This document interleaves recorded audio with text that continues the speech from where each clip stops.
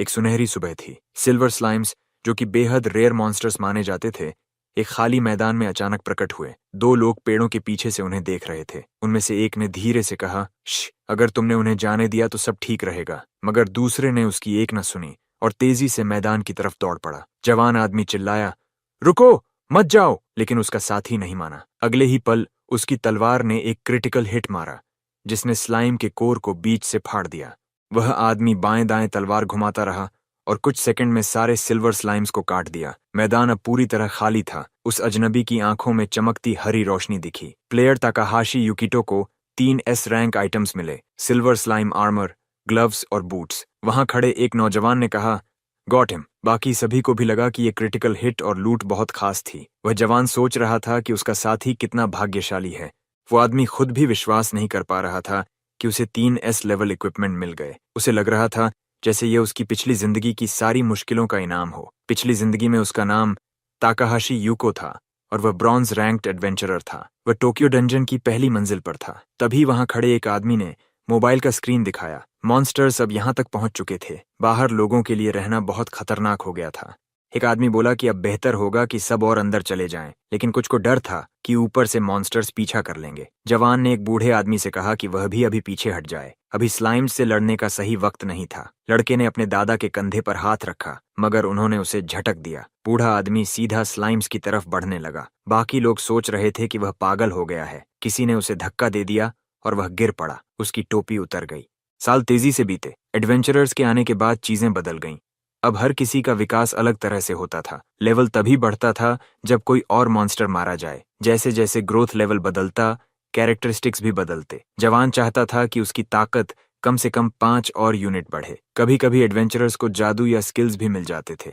बूढ़ा आदमी उठकर खड़ा हुआ और अपनी उपलब्धियां दिखाने वाला स्कोर बोर्ड चालू किया।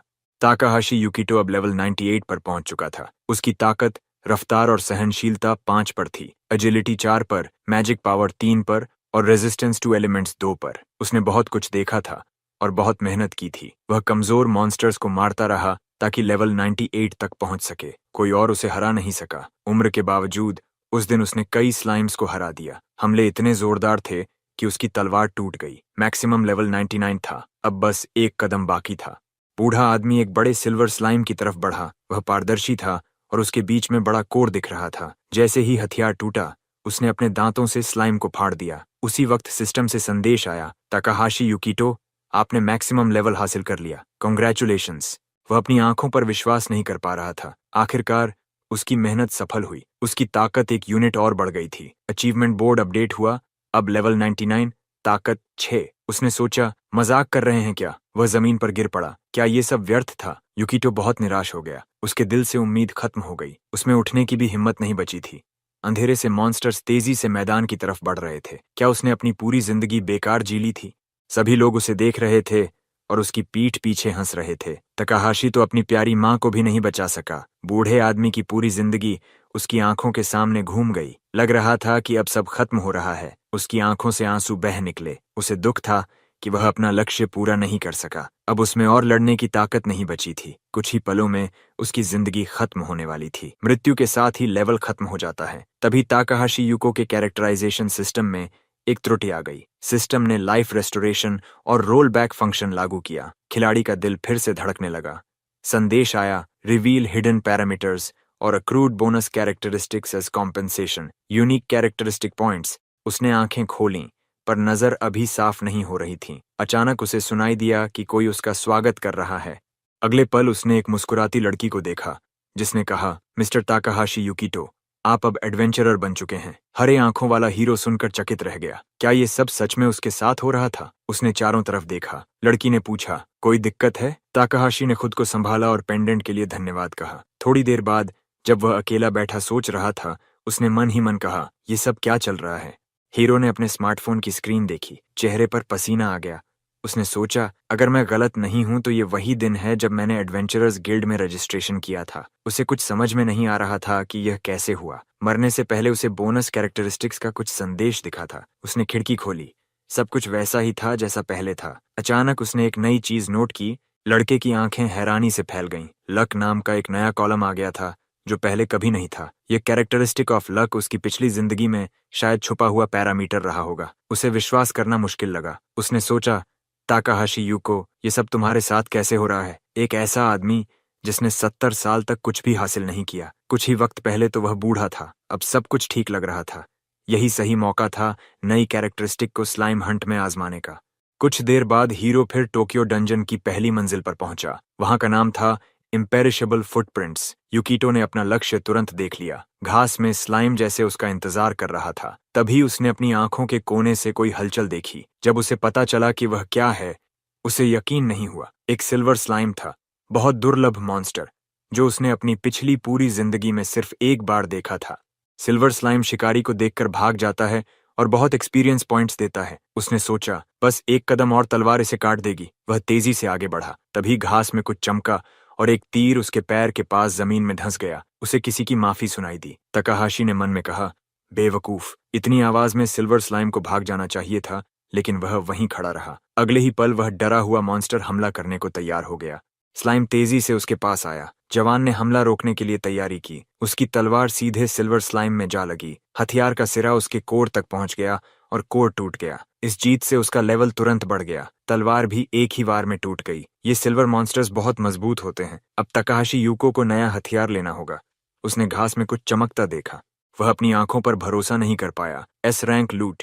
एक शानदार सिल्वर सोर्ड मिला। तलवार में फीचर था इंक्रीज्ड अटैक पावर और 30% चांस टू मिस टारगेट, क्योंकि सिल्वर स्लाइम्स जल्दी बच जाते हैं। यूकिटो संतुष्ट था। अब अच्छी शिकार होने वाली थी। उसने आसपास देखा और चौंक कर रुक गया। पास की खाली जगह में 4 सिल्वर स्लाइम्स एक साथ बैठे हुए थे। पास वाले मैदान में एक ही समय पर 4 सिल्वर स्लाइम्स दिखाई दिए। यह सच में बहुत बड़ी किस्मत थी। हीरो ने सोचा, कहीं वह सपना तो नहीं देख रहा। अगले ही पल चारों मॉन्स्टर्स एक साथ उस पर झपट पड़े। वे बहुत आक्रामक थे। अब कोई और रास्ता नहीं बचा था, लड़ना ही होगा। अपनी नई तलवार की खासियत को ध्यान में रखते हुए तकाहाशी यूकिटो समझ गया कि सभी को एक साथ खत्म करना संभव नहीं होगा। उसने एक के बाद एक कई क्रिटिकल हिट्स मारे। कुछ ही मिनटों में उसने सबको हरा दिया। सच में लक काम कर रही थी। एक और क्रिटिकल हिट के बाद घास में एक शानदार आर्मर भी गिरा। सब कुछ ठीक हो गया। उसने चारों को हरा दिया। उसकी शिकार लगभग 1 घंटे और चली। इस दौरान तकाहाशी यूको को 10 सिल्वर स्लाइम्स मिले। हर मरे हुए मॉन्स्टर से कोई न कोई दुर्लभ चीज गिर रही थी। अब मानना ही पड़ा कि किस्मत कोई झूठ नहीं। हीरो अपने इस अनुभव से बहुत खुश था। ये सच में कुछ अलग था।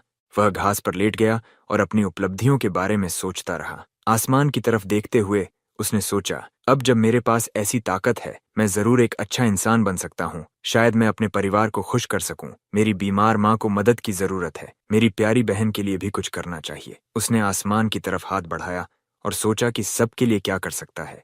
अचानक वह झटके से बैठ गया। उसे एहसास हुआ कि अब उसके पास लौटने के लिए घर भी है। 70 साल की तन्हाई के बाद अब चीजें बदलने वाली थीं। वह उठ खड़ा हुआ। अब वह सच में घर जाना चाहता था। उसका अपार्टमेंट 203 नंबर पर था और नाम की प्लेट पर लिखा था ताकाहाशी। उसके हाथ थोड़ा कांप रहे थे। उसने दरवाजे का हैंडल पकड़ लिया। उसे समझ आया कि पहले खुद को शांत करना सही होगा। उसने गहरी सांस ली। यूकिटो ने आखिर फैसला किया कि अब घर का दरवाजा खोलना चाहिए, लेकिन उससे पहले ही दरवाजा अपने आप खुल गया। सामने उसकी छोटी बहन खड़ी थी। वह खुश होकर उसे देख रही थी। वह दौड़कर अपनी बहन नोमी से लिपट गया। लड़की थोड़ी हैरान थी, लेकिन हंस भी रही थी। उसने पूछा, ये क्या, कोई छुपा कैमरा वाला मजाक है क्या? नोमी ने कहा कि उसे छोड़ दे, लेकिन वह उसे कसकर पकड़े रहा। हीरो ने मन में सोचा कि अब वह किसी को भी अपने परिवार को चोट नहीं पहुंचाने देगा। उसने अपनी बहन को सब कुछ बता दिया। नोमी चकित हो गई कि क्या अब सच में वे अपनी माँ की मदद कर पाएंगे। यूको ने कहा, हाँ, बस थोड़ी मेहनत की जरूरत है। अगले दिन उसने काम शुरू किया। उसने डंजन से मिली दुर्लभ चीजों को बेचकर पैसे इकट्ठा किए। फिर वह ऑक्शन में गया और एक लॉट पर 10 मिलियन की बोली लगाई। उसने सबसे अच्छी क्वालिटी का हीलिंग पोशन हासिल कर लिया। अब उसका अगला ठिकाना अस्पताल था। यूको और नोमी उस कमरे के पास पहुंचे जहां उनकी माँ थीं। अंदर जाने की अनुमति मिलने पर वे अंदर गए। माँ ने उन्हें देखकर मुस्कुराया। उन्होंने पूछा कि बच्चे कैसे हैं। यूकिटो ने कहा कि असल में उन्हें अपनी माँ से पूछना चाहिए कि उनकी तबीयत कैसी है। नोमी ने डिब्बा खोला और अपनी माँ को स्वादिष्ट चीजें दिखाईं। माँ ने कहा, तुम लोगों को इतना खर्च नहीं करना चाहिए था। ये पैसे खुद पर खर्च करते। यूकिटो ने कहा कि अब पैसों की कोई चिंता नहीं। नोमी ने जोड़ा कि उनके पास एक और तोहफा भी है। माँ ने हैरानी से पूछा, कौन सा तोहफा? यूको ने जवाब दिया, ये अजीब लगेगा, लेकिन आपको इसे पीना होगा। उसने एक एलिक्सर की बोतल पकड़ा दी। नोमी ने समझाया, भाई ने डंजन में पैसे कमाए और आपको ये खरीदा। माँ को आश्चर्य हुआ। यूको ने अभी अभी एडवेंचरर बनना शुरू किया था, इतने पैसे उसने कैसे कमा लिए? हीरो ने कहा कि उसे बस किस्मत अच्छी मिली। उसने फिर से बोला कि माँ को इसे पीना होगा। माँ ने सावधानी से ढक्कन खोला। उन्होंने कोई बहस नहीं की और चुपचाप एलिक्सर अपने मुंह में डाल लिया। अगले ही पल असली जादू हुआ। महिला का शरीर चमकने लगा। भाई बहन माँ को देखते रहे, नतीजे का बेसब्री से इंतजार करते हुए। मरीज ने राहत महसूस की, जैसे उसके कंधों से भारी बोझ हट गया हो। सांस लेना पहले से कहीं आसान था। हीरो ने चैन की मुस्कान दी। ये बहुत अच्छी खबर थी। नोमी बोली, गुड जॉब ब्रदर। महिला ने अगली ही पल कहा कि दवा का स्वाद बहुत खराब था। बेटे ने उसे मिठाई दी ताकि वह मुंह का स्वाद ठीक कर सके। जब माँ को डॉक्टर ने दोबारा देखा तो उन्होंने बताया कि लक्षण कम हो गए हैं और बीमारी आगे नहीं बढ़ रही। अब उन्हें थोड़े समय की रिहैब की जरूरत है। कुछ समय बाद महिला को छुट्टी मिल गई और वह ठीक हो गईं। अब तीनों एक ही छत के नीचे फिर से साथ रह सकते थे। ये किसी अच्छे सपने जैसा था। लंबे समय बाद माँ ने घर पर खाना खाया। खाना खत्म होने पर उसने अपने बर्तन धोते हुए कहा, घर की दीवारों जैसा सुकून कहीं नहीं होता। नोमी बहुत खुश थी कि माँ अब ठीक हैं, लेकिन यूको को ये काफी नहीं लगा। लड़की ने आश्चर्य से भाई की ओर देखा, जैसे जवाब का इंतजार कर रही हो। हीरो ने कहा कि यह पोषण सिर्फ एक अस्थायी उपाय है, ये बीमारी को पूरी तरह ठीक नहीं कर सकता। यह सुनकर नोमी दुखी हो गई। उसने पूछा, फिर हमें अब क्या करना होगा? यूकिटो ने बताया, हमें एक असली मैजिक एलिक्सर चाहिए। बहन ने सोचा कि क्या वह वही चीज है जो टीवी पर दिखाई जाती है, एक ऐसा आइटम जिसे दुनिया के सबसे अच्छे एडवेंचरर ने खोजा था। यह 50 सर्फेसिस गहराई में मिलता है और इसे पैसों से नहीं खरीदा जा सकता। नोमी ने जोड़ा कि यह वाकई एक अनोखा आइटम है। यूकिटो ने सहमति जताई, सही पहचाना, मैं उसी के लिए जा रहा हूँ। यूनिक आइटम वही होता है जिसे सिर्फ खोजने वाला ही इस्तेमाल कर सकता है। ये एक ऐसा रिवॉर्ड है जिसे बिना किसी मजबूत क्रीचर को हराए भी पाया जा सकता है। नोमी ने पूछा, अगर खरीदा नहीं जा सकता तो हमें खुद ही खोजना होगा? फिर उसने पूछा, क्या तुम इतनी गहराई तक जा सकते हो? यूकिटो ने जवाब दिया, थ्योरी में तो नहीं, बीच में ही मर जाऊंगा।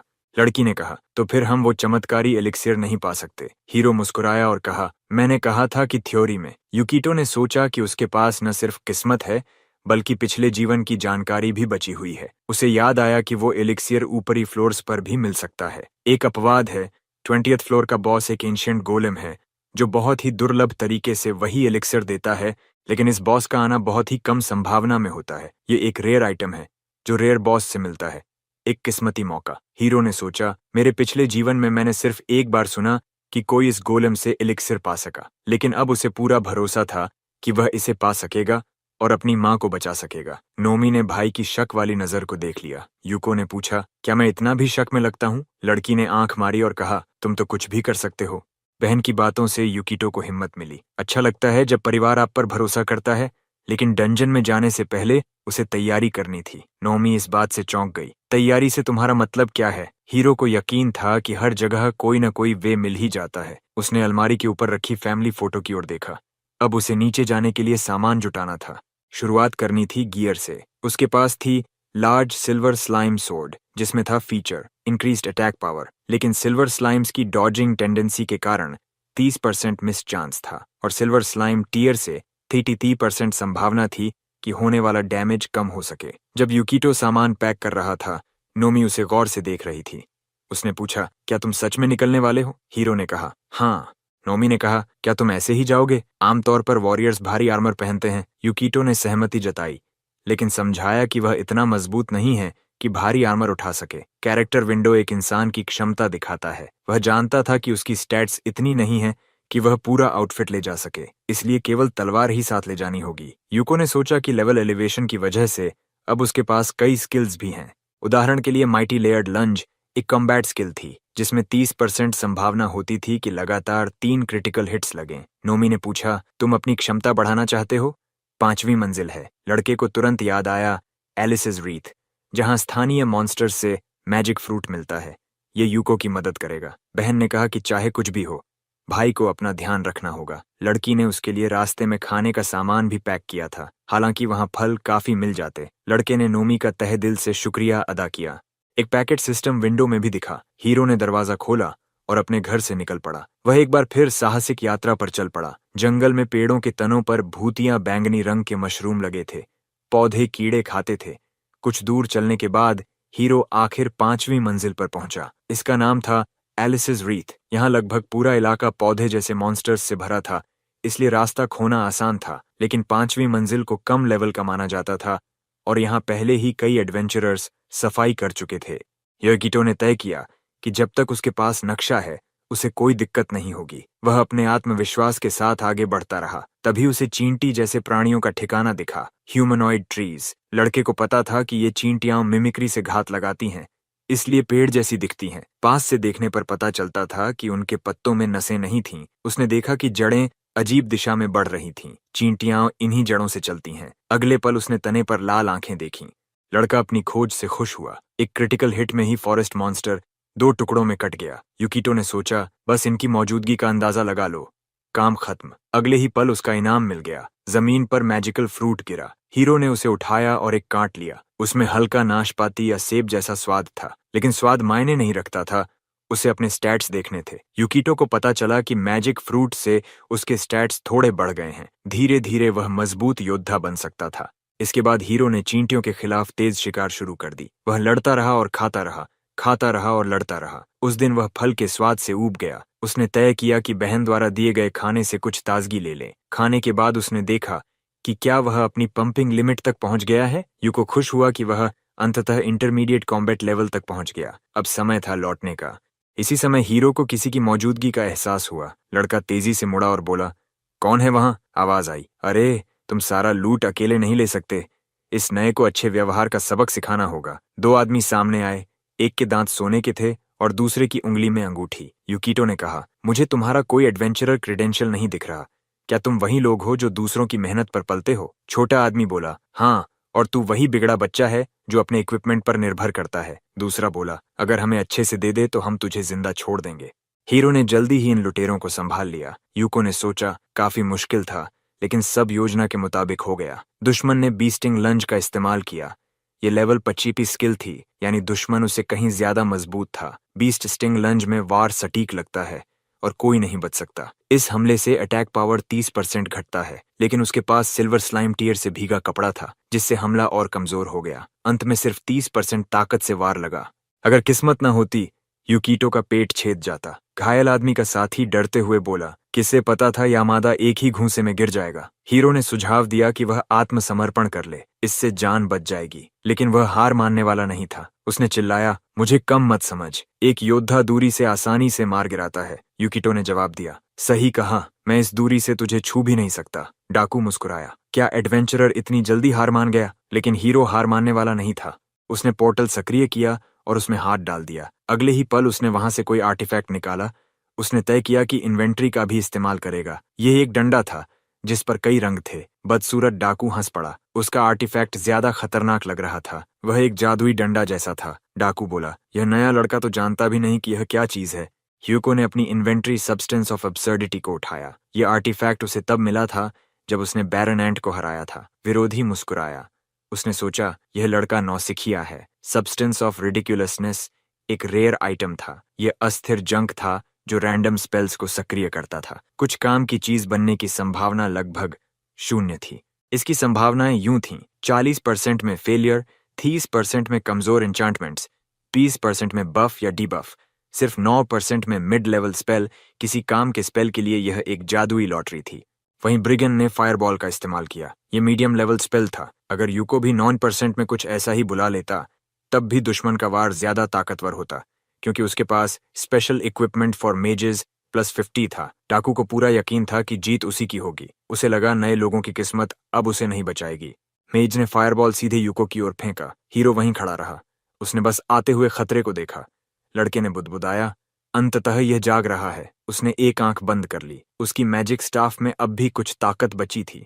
सब्सटेंस ऑफ रिडिकुलसनेस सक्रिय हुई। यह सच में बहुत शक्तिशाली था, जैसे कहीं ज्वालामुखी फट पड़ा हो। हीरो ने अपना डंडा दुश्मन की ओर सीधा कर दिया। आग ने रास्ते की हर चीज को तबाह कर दिया। पूरा नजारा बहुत ही डरावना था। बस कुछ पल और जंगल का नामो निशान मिट जाता। मेज को विश्वास नहीं हो रहा था कि उसका फायर सर्कल पलट कर उसी पर आ गया। उसने अपना सिर पकड़ लिया। इस बच्चे ने टॉपल मीटियोर स्पेल कैसे कर दिया? इसकी संभावना 0.05% ही थी। आग अब आसमान में भी फैल चुकी थी। मेज डर से कांप रहा था।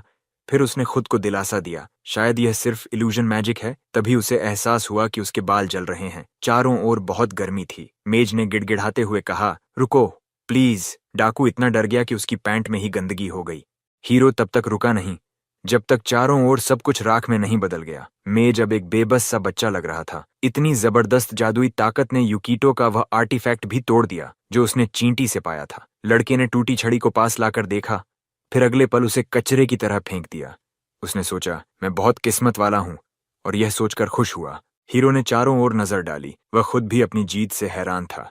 उसने सोचा, इन्हें यहां छोड़ना सही नहीं होगा। उसने तय किया कि दोनों लुटेरों को बाहर ले जाएगा। पहले उसने दोनों को कसकर बांध दिया, फिर यूकीटो सीढ़ियों की तरफ बढ़ा। अब लौटने का समय था। वह दोनों को घसीटता हुआ अपने पीछे ले आया। सब कुछ एक कंप्यूटर गेम जैसा लग रहा था। जब वे डंजन से लौटे, लड़के ने दोनों अपराधियों को पुलिस के हवाले कर दिया। पूछताछ खत्म होने तक सूरज डूब चुका था। अब जाकर यूकीटो को एहसास हुआ कि वह कितना थक गया है। अभी वह घर नहीं जा सकता था, उसे कहीं और रुकना था। वह ऑफिस पहुंचा। रिसेप्शन पर उसने माफी मांगी कि इतने दिन से संपर्क में नहीं था, कुछ समस्याएं आ गई थीं। लड़की ने पूछा, क्या आप मिस्टर ताकाहाशी यूकीटो हैं? वह मुस्कुराई। पुलिस पहले ही उसके साहसिक कामों की खबर दे चुकी थी। लड़की ने उसे जीत की बधाई दी। इनाम स्वरूप हीरो का रैंक सिल्वर कर दिया गया। लड़का हैरान था। उसे लगा कोई गलती हो गई है। उसने कुछ खास किया ही नहीं था, जबकि सिल्वर रैंक हासिल करना आसान नहीं होता। यहाँ तक कि काबिल लोग भी इसे पाने में 3 साल लगाते हैं। एक एडवेंचरर को आगे बढ़ने के लिए जरूरी चीजें जुटानी पड़ती हैं। कई मॉन्स्टर्स को हराना होता है और गिल्ड में अहम योगदान देना होता है। लेकिन काउंटर पर खड़ी लड़की ने कहा कि कोई गलती नहीं हुई। ताकाहाशी यूकीटो ने क्रिम्सन हैंड्स गैंग के 2 लोगों को पकड़ा था। क्रिम्सन हैंड्स एक बड़ी आपराधिक गैंग थी। हीरो ने सोचा, तो मैंने उन घटिया लोगों से इतने अंक कमा लिए कि सिल्वर रैंक मिल गया। लड़की ने कहा कि उसने कड़ी मेहनत की है। उसने जोड़ा कि ये दोनों अपराधी सिल्वर रैंक्ड एडवेंचरर्स जितने ताकतवर थे। हीरो को विश्वास नहीं हुआ कि वे दोनों इतने खतरनाक थे। अगर किस्मत न होती, वह मुश्किल में फंस जाता। यूको ने अपने हाथ में सिल्वर पेंडेंट लिया और बोला कि वह बस किस्मत वाला था। लड़की ने शांत आवाज में कहा, फिर वही बात, विनम्रता सिल्वर रैंक्ड लोगों पर खूब फपती है। हम निचली मंजिलों में आपकी उपलब्धियों का इंतजार करेंगे। डंजन की मंजिलें एडवेंचरर की रैंक से तय होती हैं। ब्रॉन्ज रैंक वाले 10वीं मंजिल तक जा सकते हैं, सिल्वर वाले 30वीं मंजिल तक, जबकि गोल्ड एडवेंचरर्स के लिए कोई रोक नहीं होती। लड़के ने सिल्वर चेन गले में डाली। उसका लक्ष्य था कि कम से कम 20वीं मंजिल तक पहुंचे। गिल्ड की महिला कर्मचारी ने कहा, मुझे विश्वास है कि आप कर लेंगे, लेकिन जान लें कि वह इलाका काबू में रखना मुश्किल है। हमारी कंपनी अकेले वहां जाने की सिफारिश नहीं करती, बहुत खतरनाक हो सकता है। हीरो ने उसके विचारों का धन्यवाद किया और बाहर की तरफ बढ़ गया। वह औरत उसे जाते हुए देखती रही। यूको ने मुस्कुराकर सोचा, मैं उम्मीद से कहीं जल्दी बढ़ रहा हूं। वैसे इन लुटेरों से मिलना भी किस्मत ही थी। अचानक किसी ने उसे आवाज दी। एक बुजुर्ग आदमी था।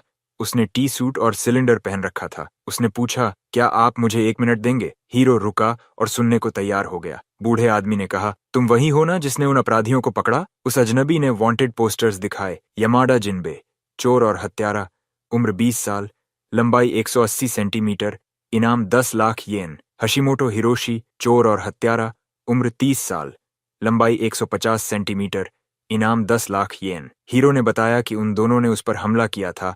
बूढ़े आदमी का चेहरा सिलेंडर से ढका था। अगले ही पल उसने यूको का हाथ पकड़कर धन्यवाद कहा। लड़का कुछ समझ नहीं पाया कि क्या हो रहा है। बूढ़े आदमी ने बोर्ड से उन दोनों अपराधियों के पोस्टर फाड़ डाले और कहा कि उन्होंने उसके बेटे को मार दिया था। पुलिस कुछ नहीं कर पाई थी और तुमने उन्हें पकड़ लिया। वह मुश्किल से अपनी आंखों के आंसू रोक पा रहा था। यूकीटो ने कहा, जरूरत नहीं, मैं बस एक एडवेंचरर की ड्यूटी कर रहा था। बूढ़ा आदमी झुककर आभार जताने लगा। ये देख हीरो भी भावुक हो गया। अजनबी खुश था कि अब वह अपने बेटे की कब्र पर यह अच्छी खबर ले जा सकेगा। लड़के ने सोचा, पिछले जीवन में शायद किसी ने मुझे इतनी सच्ची कृतज्ञता नहीं दी थी। उसने अपने हाथों को देखा। ऐसे शब्द सुनना अच्छा लग रहा था। वैसे अगर पिछले जीवन जैसी ही घटनाएं दोहराईं तो दुनिया बर्बाद हो जाएगी। यही हालात रहे तो यह तब होगा जब वह बूढ़ा हो जाएगा। लड़के ने गहराई से सोचा, क्या यह ठीक होगा कि कुछ न करूं जबकि मुझे सब पता है?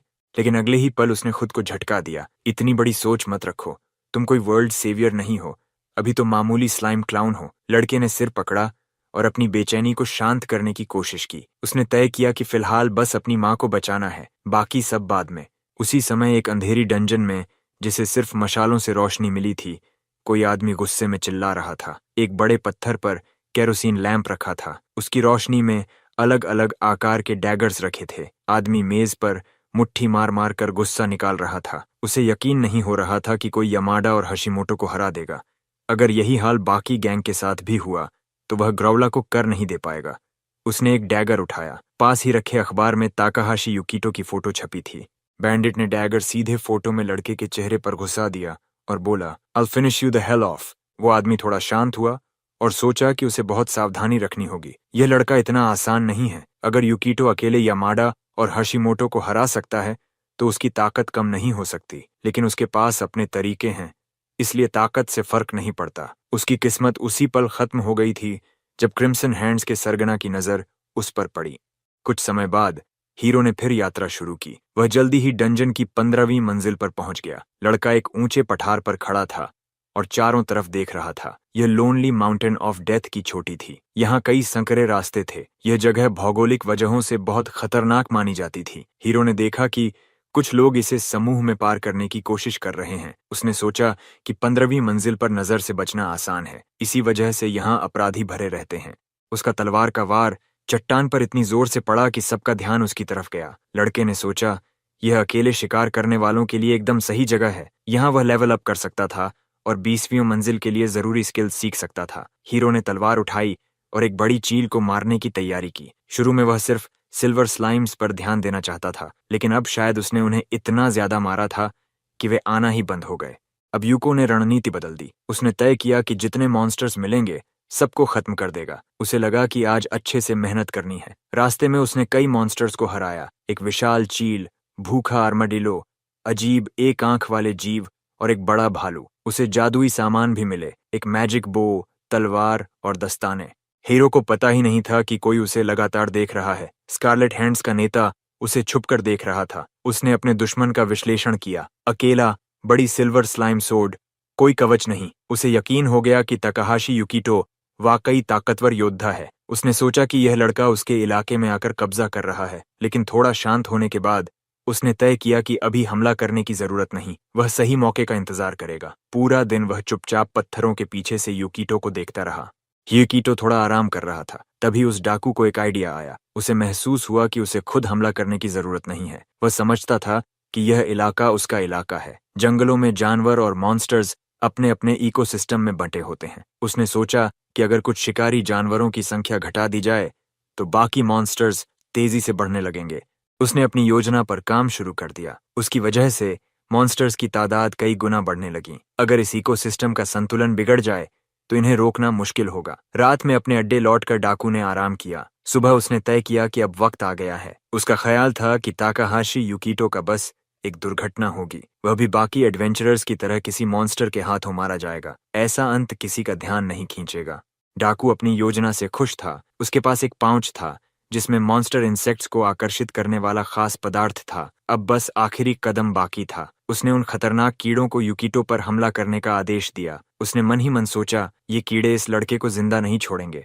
इधर अनजान ताकाहाशी अगला मॉन्स्टर खत्म कर रहा था। उसने एक जंगली सुअर को मारा और अंक जुटाए। तभी उसने कोई अजीब आवाज सुनी। आवाज तेजी से बढ़ रही थी। कुछ ही पलों में युकीटो के ऊपर का आसमान काला हो गया। वह समझ नहीं पाया कि यह क्या है। यह एक बड़ा झुंड था, डेडली सीकस। ये बेहद खतरनाक कीड़े थे। युकीटो को लगा कि इतने खतरनाक कीड़ों से अकेले लड़ना नामुमकिन है। उसने तुरंत भागने का फैसला किया। उसके दिमाग में बस एक ही ख्याल था, अब किसी समूह से मिलना जरूरी है। एडवेंचरर्स आम तौर पर कहाँ जमा होते हैं? इतनी तनाव भरी हालत में सोचना मुश्किल था। हीरो ने याद किया, पिछले जीवन में मैंने सुना था कि इस मंजिल पर कहीं एक सप्लाई बेस है।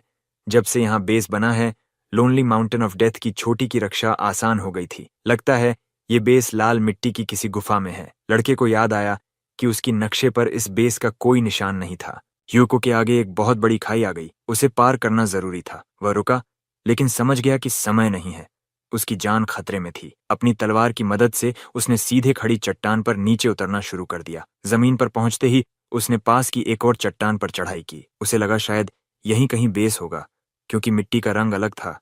लड़के को समझ नहीं आया कि अंदर कैसे जाए। उसने जोर से आवाज लगाई कि बाहर बहुत सारे मॉन्स्टर्स हैं और उसे मदद चाहिए, लेकिन चट्टान की दीवार जस की तस रही। युको ने पीछे मुड़कर देखा। काले रंग का बादल आसमान में और करीब आ रहा था। मॉन्स्टर्स अब लगभग पहुंचने वाले थे। उसने चट्टान से पीठ टिकाई और तैयारी की। अब वह मदद की उम्मीद नहीं कर रहा था, अचानक उसने सोचा, क्यों ना इस रास्ते को काट कर देखा जाए। अगले पल जो उसने देखा उससे वह दंग रह गया। सुरंग के अंदर कई लोग पड़े थे, औरतें और मर्द, सब अधनंगे, हाथ पैर बंधे हुए, मुंह पर टेप लगा हुआ। यूको तकाहाशी अपनी आंखों पर यकीन नहीं कर पाया। ये क्या हो रहा है यहाँ?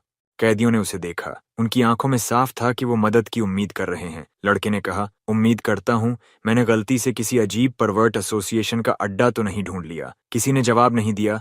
सबके मुंह में गाग थे।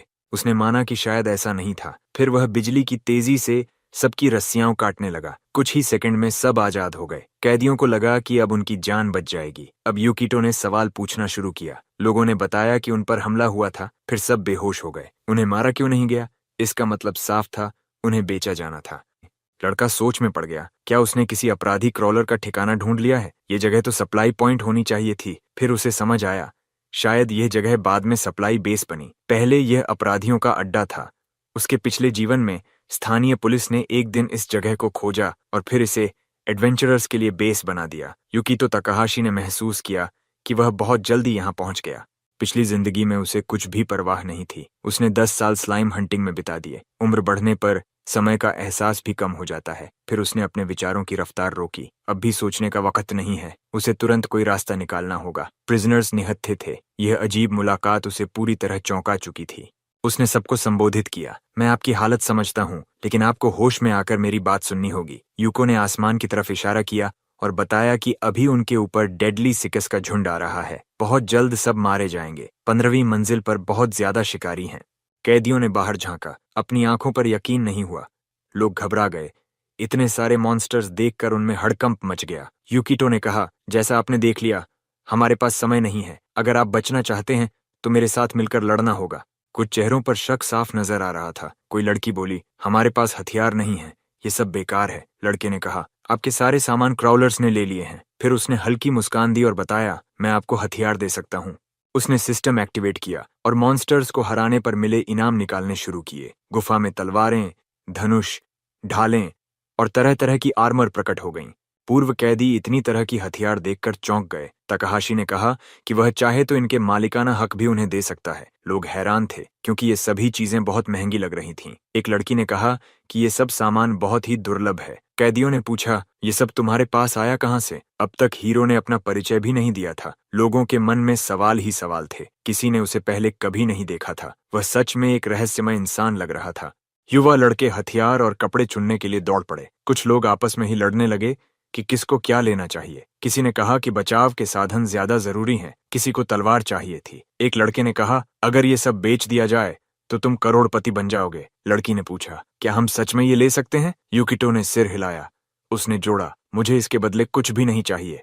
बस एक बात, थोड़ी देर तक मैं तुम्हें लीड करूंगा। किसी ने भी बहस नहीं की। आखिर वो उनकी जान बचा रहा था।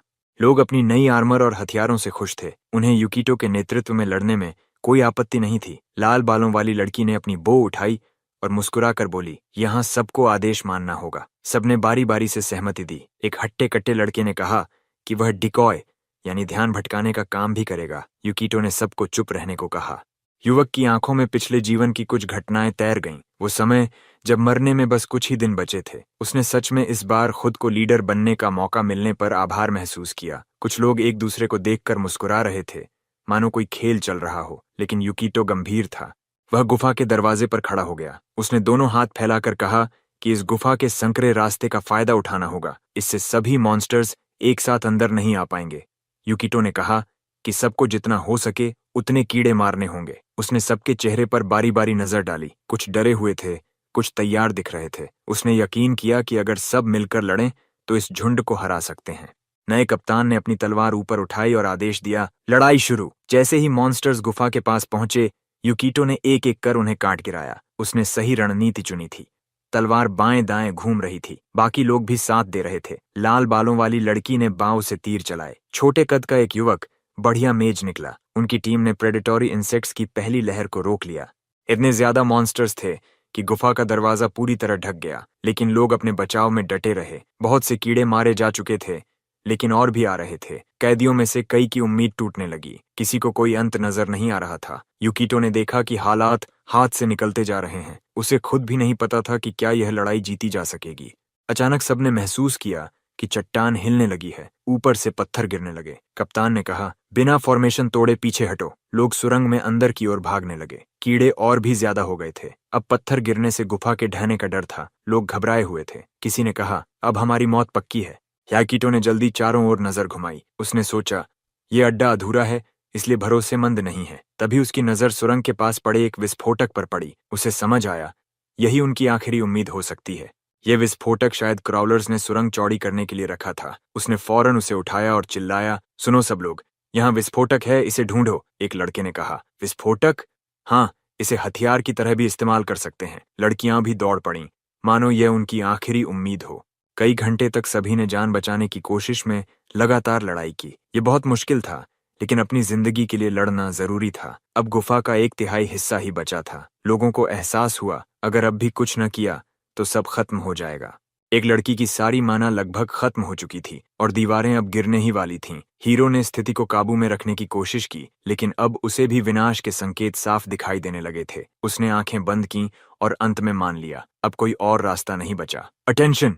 यूको चिल्लाया। लोग पलटे और उसकी तरफ देखने लगे। उसने कहा, जितने भी एक्सप्लोसिव्स मिले हैं सब मुझे दे दो। किसी ने बहस नहीं की, लेकिन सभी को शक था कि इतना धमाका इन सब सीकस को खत्म कर पाएगा भी या नहीं। एक ने कहा, यह तो ऐसा है जैसे पानी को मूसल से कूटना। यूकीटो ने डायनामाइट पकड़ा और तय किया, गुफा को उड़ाना ही पड़ेगा। चट्टानें कीड़ों पर गिरेंगी। ये मॉन्स्टर्स बुद्धिहीन हैं और हमेशा उस पर हमला करते हैं जो उन्हें सबसे बड़ा खतरा लगता है, और इस वक्त वो खतरा यूको है। एक लड़की चिल्लाई, छत में बड़ा छेद हो गया है, सब गिरने वाला है। कप्तान ने अपनी स्क्वाड को पीछे हटने का आदेश दिया। एक लड़का यूकीटो से चिल्लाकर बोला, तुम क्या यहीं खड़े रहोगे? क्या सच में मरने का इरादा है? वो जानना चाहते थे, क्या उसका कोई प्लान है? यूकीटो मुस्कुराया। उसे अपने ऊपर भरोसा था। अब वह अकेले मौत के किलर इंसेक्ट्स के सामने था। हीरो समझ गया, कभी कभी जोखिम लेना ही पड़ता है। यही वो पल है। उसने तय किया कि अब X-13 एक्सप्लोसिव्स का वक्त है। सिस्टम ने चेतावनी दी, no detonation skill detected, 50% chance of explosion. लेकिन यूकीटो को उम्मीद थी, उसकी लक काम करेगी। अगली warning I, items damaged, 25% chance of detonation. पर अंत में धमाका हुआ और काम कर गया।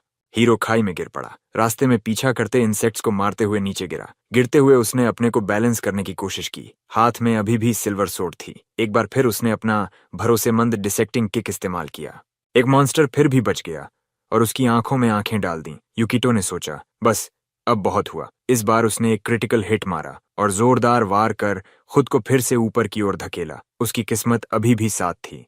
जो लोग लड़ाई देख रहे थे वे स्तब्ध रह गए। मॉन्स्टर ने उसका पूरा वार झेल लिया था। सबने सांस रोक ली। अब यूकीटो शायद गिर जाएगा। उसने फिर से सोर्ड से चट्टान में घुसने की कोशिश की, लेकिन इस बार वो टेक्निक काम नहीं आई। तुरंत ही वह खाई में गिर गया। लेकिन तभी किसी ने ऊपर से एक रस्सी गिरा दी। रस्सी ने लासो की तरह उसके हाथ को पकड़ लिया। आखिरी पल में यूकीटो ने उसे थाम लिया, अपने नए साथियों की मदद स्वीकार करते हुए। लड़के एक के पीछे एक खड़े होकर रस्सी खींचने लगे।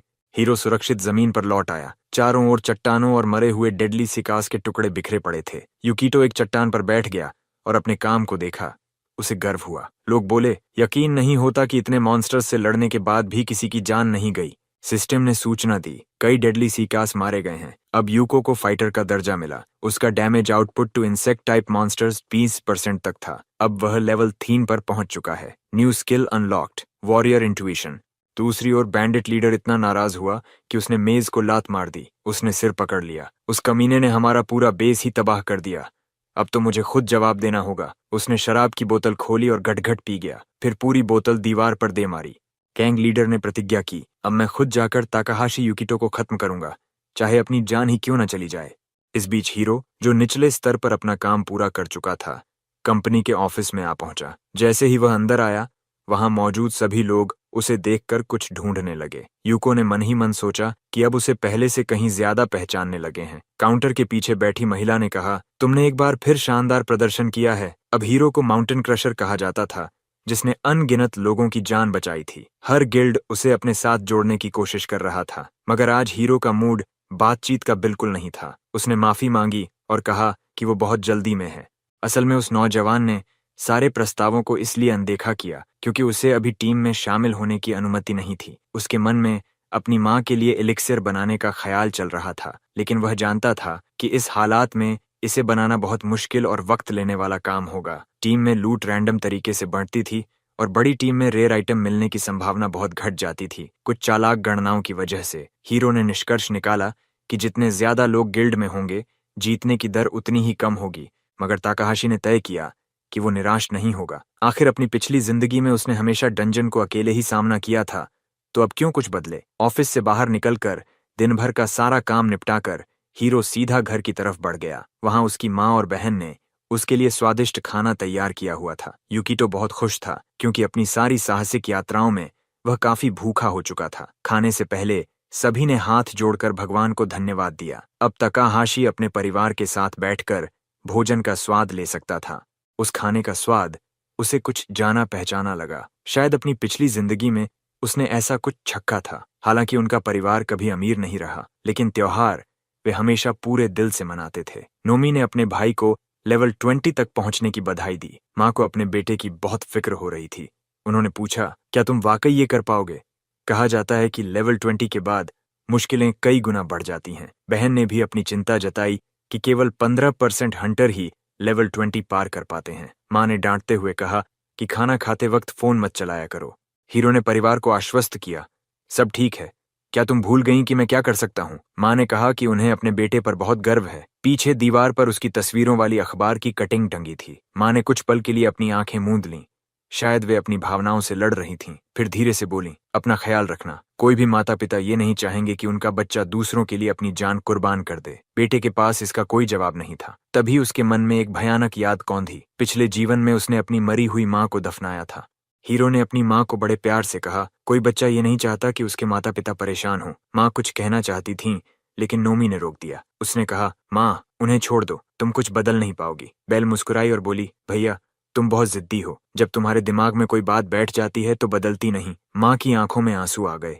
उन्हें अपने मर चुके पति की याद आ गई, क्योंकि बच्चे बिल्कुल उन्हीं जैसे थे। ताकाहाशी ने कहा, मेरे लिए चिंता मत करो, मैं ये इसलिए कर रहा हूँ क्योंकि मैं खुद ऐसा चाहता हूँ। माँ कुछ कह नहीं पाई और चुपचाप खाना खाती रहीं। हीरो ने पानी के गिलास में अपनी परछाई देखी और सोचा, पिछले जीवन में मैं अपनी माँ को बचाने में असफल रहा। ये सोचकर मेरा दिल आज भी लहूलुहान हो जाता है। उस अतीत को हमेशा के लिए मिटाने के लिए मुझे एक नई जिंदगी शुरू करनी होगी, और उसके लिए मुझे वो मैजिक एलिक्सिर चाहिए। खाना खत्म करने के बाद उसने हाथ जोड़कर परिवार को धन्यवाद कहा। सब कुछ बहुत स्वादिष्ट था। घर पर थोड़ा आराम करने के बाद हीरो ने बिना देर किए फिर से डंजन जाने का निश्चय कर लिया। सीढ़ियां उतरते हुए वह मन ही मन आने वाली घटनाओं के संभावित विकल्प सोचने लगा। तभी सिस्टम ने घोषणा की, Tokyo dungeon, level 20, stubborn alchemist quest. उसके सामने एक विशाल दीवार थी जो फिजिक्स के सारे नियमों को चुनौती दे रही थी। ताकाहाशी यूकिटो ने खतरा साफ देखा और बिना डरे तलवार हाथ में लेकर उसकी तरफ दौड़ पड़ा। वहां जो मॉन्स्टर थे वे कुछ ऐसे दिख रहे थे जैसे रोबोट और स्केलेटन का खौफनाक मिश्रण हो, और उनकी आंखों में एक हॉस्टाइल रेड ऑरा थी। नौजवान को याद आया कि इस मंजिल के मॉन्स्टर पूरी तरह अकार्बनिक पदार्थों से बने थे। वह बिजली की रफ्तार से आगे बढ़ा, जिससे एक साथ 2 मॉन्स्टर पर वार कर सका। यूको को याद था कि ये प्राणी खतरनाक और निर्मम हत्यारे थे, और ऊपर से जीवित भी नहीं। कुछ राक्षसों के पंख थे जो हवा से उस पर हमला कर रहे थे। हीरो ने नोट किया कि उसे बस यही बात बचा रही थी कि मॉन्स्टर तयशुदा ढर्रे पर चलते हैं और वो उनके कदम पहले ही भांप लेता है। कुछ ही तलवार के वारों में उसने अपने रास्ते की सारी बाधाएं काट डालीं। तभी अंधेरे में कुछ ऐसा दिखा कि उसके कदम रुक गए। रुक! एक ठोस शरीर वाला पत्थर का मॉन्स्टर वहां खड़ा था। साइक्लॉप्स के माथे पर एक ही जलता हुआ आंख थी। उसके चारों ओर फैली लाल आभा उसके इरादों को साफ बता रही थी। युवक ने सोचा कि इसे हराना आसान नहीं होगा। हीरो के दिमाग में एक दिलचस्प विचार आया, इसके हर मूवमेंट को याद करना चाहिए। मॉन्स्टर की चालों का विश्लेषण करने से इसे गिराया जा सकेगा। क्रीचर ने अपनी विशाल मुट्ठी कस ली और किसी भी क्षण वार करने को तैयार हो गया। यूकिटो मुश्किल से पीछे हट पाया जब उसका वार जमीन पर गिरा। हीरो को अपनी जान बचाने के लिए लगातार कूदना पड़ रहा था। शारीरिक ताकत में बराबरी नहीं थी, उसे चतुराई से काम लेना होगा। युवक ने अपनी छलांगों का सहारा लिया और मॉन्स्टर का कमजोर बिंदु खोजने लगा। कोड दिखते ही उसने पूरे आत्मविश्वास से हमला कर दिया। कुछ ही समय में वह मजबूत लेकिन मूर्ख क्रीचर पर विजय पा गया। कठिन संघर्ष के बाद यूकिटो बिना खरोंच के जमीन पर उतरा। पीछे मॉन्स्टर का शव गिरा पड़ा था। इस जीत ने हीरो को उसके मकसद के और करीब पहुंचा दिया। उसने विशाल दरवाजे की तरफ कदम बढ़ाए। दरवाजा खोलते हुए उसने सोचा, आखिर वो वक्त आ ही गया। आज से एक नई जिंदगी शुरू होगी। दरवाजे से झड़ते सुनहरी प्रकाश ने सारा माहौल रोशन कर दिया। अगले ही पल तकाहाशी खुद को एक विशाल गोलाकार कक्ष में खड़ा पाया। वहां की जमीन पर कुछ अजीब सी प्रतीक चिन्ह उकेरे थे। पीछे दरवाजा खुद ही बंद हो गया। अब कोई लौटने का रास्ता नहीं था। प्रतीकों के केंद्र में एक विशाल पत्थर का मॉन्स्टर बैठा था, जिसके कुछ हिस्सों पर हरे काय जमी थी। उसके कंधों पर भी वही प्रतीक थे। हीरो ने तुरंत समझ लिया कि यह एक एंशंट गोलेम है, जो इस मंजिल के मुख्य खजाने की रखवाली करता है। यही लेवल 20 का बॉस था। गोलेम का आकार भयानक था, उसकी ताकत अविश्वसनीय और वार बेहद घातक। मगर यही मॉन्स्टर था जिसके लिए तकाहाशी इतनी जल्दी 20वीं मंजिल तक पहुंच गया था। अब लड़ने का वक्त आ गया था। उसने नोट किया कि इतनी भारी काया के बावजूद बॉस की गति मामूली थी। लड़के ने ऊंची छलांग लगाई और अपनी तलवार से गोलेम के सिर पर वार किया। तकाहाशी के दिमाग में साफ योजना थी, मॉन्स्टर की आर्मर का कुछ हिस्सा तोड़ना ताकि उसके कोर तक पहुंचा जा सके और इस प्राचीन रक्षक को परास्त किया जा सके। तभी किसी और की छुपी निगाहें इस युद्ध को देख रही थीं। ये वही आदमी था जिसका पिछला प्लान असफल हो चुका था। दरवाजे की ओट से वह उम्मीद कर रहा था कि आज लड़के की किस्मत धोखा दे। तभी जादुई प्रतीक और तेजी से चमकने लगे। लाल रोशनी पूरे कक्ष में फैल गई। अगले ही क्षण कुछ अविश्वसनीय हुआ। पेंटाग्राम के बीच से एक और मॉन्स्टर उठने लगा। युकीटो की आंखें फैल गईं। उसने कभी सोचा भी नहीं था कि एंशंट गोलेम अकेला नहीं होगा। यह विशाल क्रीचर पूरे हॉल में फैल गया। उसका कोर नीला बैंगनी रंग का था। हीरो ने पीछे मुड़कर दरवाजे की ओर देखा। तभी उसे एक अंदेशा हुआ। दूसरे बॉस का आना बस एक बात का संकेत था। यहाँ कोई और भी मौजूद था। ये बात अजीब थी, क्योंकि उसने किसी बाहरी उपस्थिति का आभास नहीं किया। हीरो ने सोचा कि ऐसे मेहमानों की उम्मीद तो हमेशा रखनी चाहिए, मगर इतना बड़ा युद्ध चल रहा हो तब भी कोई नया दुश्मन दखल दे, ये और भी खतरनाक था। यूको ने चारों ओर नजरें दौड़ाईं, शायद कोई घुसपैठियां दिख जाए। तभी दुश्मन ने कायराना हमला किया। एक चमचमाता खंजर सीधे उसकी पीठ में घुसने ही वाला था, पर अपनी तीक्ष्ण प्रतिक्रियाओं और अद्भुत किस्मत के चलते हीरो ने खतरा भांप लिया। एक ही तलवार के वार में उसने उस खंजर को खत्म कर दिया। वह खंजर घूमते हुए जैसे किसी बूमरैंग की तरह वापस जा गिरा। यूको को तुरंत समझ आ गया कि यह सब किसी की चाल है। डकैतों का सरगना गुस्से से दांत पीस रहा था। एक बार फिर वह उस फुर्तीले तकाहाशी को नुकसान पहुंचाने में असफल रहा। उसके मन में आया, एक आम लड़का इतनी बार किस्मत का दुलारा कैसे हो सकता है। ऊपर से इस बच्चे की प्रतिक्रियाएं भी अविश्वसनीय हैं। लेकिन अगले ही पल उसकी हथेली में एक और खंजर चमक उठा। आदमी ने अपनी भावनाएं काबू की और तय किया कि उसके पास अब भी बढ़त है। उसे लगता था कि नौजवान बस एक मूर्ख है जिसे कुछ समझ ही नहीं आता। जब यह आदमी 20वीं मंजिल पर आया था, उसने पता किया था कि एंशंट गोलेम को हराने के लिए कम से कम 4 लोगों की टीम चाहिए। वह हीरो के पीछे चुपके से घुसा ताकि अपने आप एक दूसरा गोलेम भी समन हो जाए। मगर यूको के उलट डकैत को इन राक्षसों से लड़ने की कोई चिंता नहीं थी। वे उसे देख ही नहीं सकते थे। आखिरकार उसके पास थीफ का वो लेवल था जो तकाहाशी से भी ऊंचा था। उसने सोचा, मेरी डिस्गाइज स्किल के साथ मैं पूरी तरह महफूज हूं। अब कैटवॉक स्किल का वक्त आ गया है। रिंग लीडर चुपचाप हॉल में घुस गया ताकि दूसरे गोलेम को उकसाया जा सके। शैडो ट्विन स्किल की वजह से वह लगभग अदृश्य था और इतनी तेजी से हिल रहा था कि मानो एक ही वक्त में 2 जगह मौजूद हों। डकैत ने ठान लिया था कि वह हीरो से अपना बदला जरूर लेगा। आखिर 2 एंशंट गोलेम को अकेले हराना नामुमकिन काम था। एहतियात के तौर पर उसने एक इनविजिबिलिटी क्लोक भी ले रखा था, एक दुर्लभ एस रैंक का सामान जो पहनने वाले की मौजूदगी पूरी तरह छुपा लेता है। अब वह पूरा यकीन कर बैठा था कि कोई उसे पकड़ ही नहीं सकता। 3-1 से हमला करना बेहयाई है, उसने सोचा, मगर यही तो थीफ करता है। और उसकी तैयारी यहीं खत्म नहीं हुई थी। उसने अपने खंजरों पर झर भी लगाया था। इससे हीरो की बच निकलने की संभावना और घट जाती। खंजर सीधे हीरो की पीठ में जा घुसने वाला था, जिसे इस तरफ से खतरे की उम्मीद ही न थी। डकैत ने सोचा, ज्यादा उत्साह दिखाने की जरूरत नहीं, बस इसे असहाय बना दो। हथियार हीरो के चेहरे के पास से गुजर गया। बाल बाल बचा। जहरीले हमले की कोशिश भी विफल हो गई। रिंग लीडर स्तब्ध रह गया। इतनी कमजोर सी आर्मर में भी इस लड़के ने एंटीडोट छुपा रखा था। लेकिन उसे ज्यादा देर मायूस रहने की जरूरत नहीं थी। उसका असली मकसद हीरो को उलझाए रखना था। अब उसने एक साथ दर्जनों 4-धारी चाकू फेंके। उसने मन ही मन माना, मुझे हर तरह के जाल पसंद हैं। वह पूरी तरह विश्वास कर रहा था कि अकेले कामयाब हो जाएगा। पिछली बुरी यादों के बाद अब उसे किसी मूर्ख गिरोह पर भरोसा न था। उसने फैसला किया कि अब से वो सिर्फ उन्हीं जालों पर निर्भर करेगा जिन्होंने उसे कभी धोखा नहीं दिया, जैसे जिंदा कांटेदार तार। इस नीच आदमी की साजिशों की वजह से हीरो की हरकतें सीमित हो गई थीं। अपनी चालों के नतीजों से डकैत बेहद संतुष्ट था। उसने सोचा, बस कुछ ही देर की बात है, युकीटो इन गोलेम के हाथों मारा जाएगा। बेचारा लड़का जानता भी न था कि उसके चारों ओर कैसी साजिशें चल रही थीं।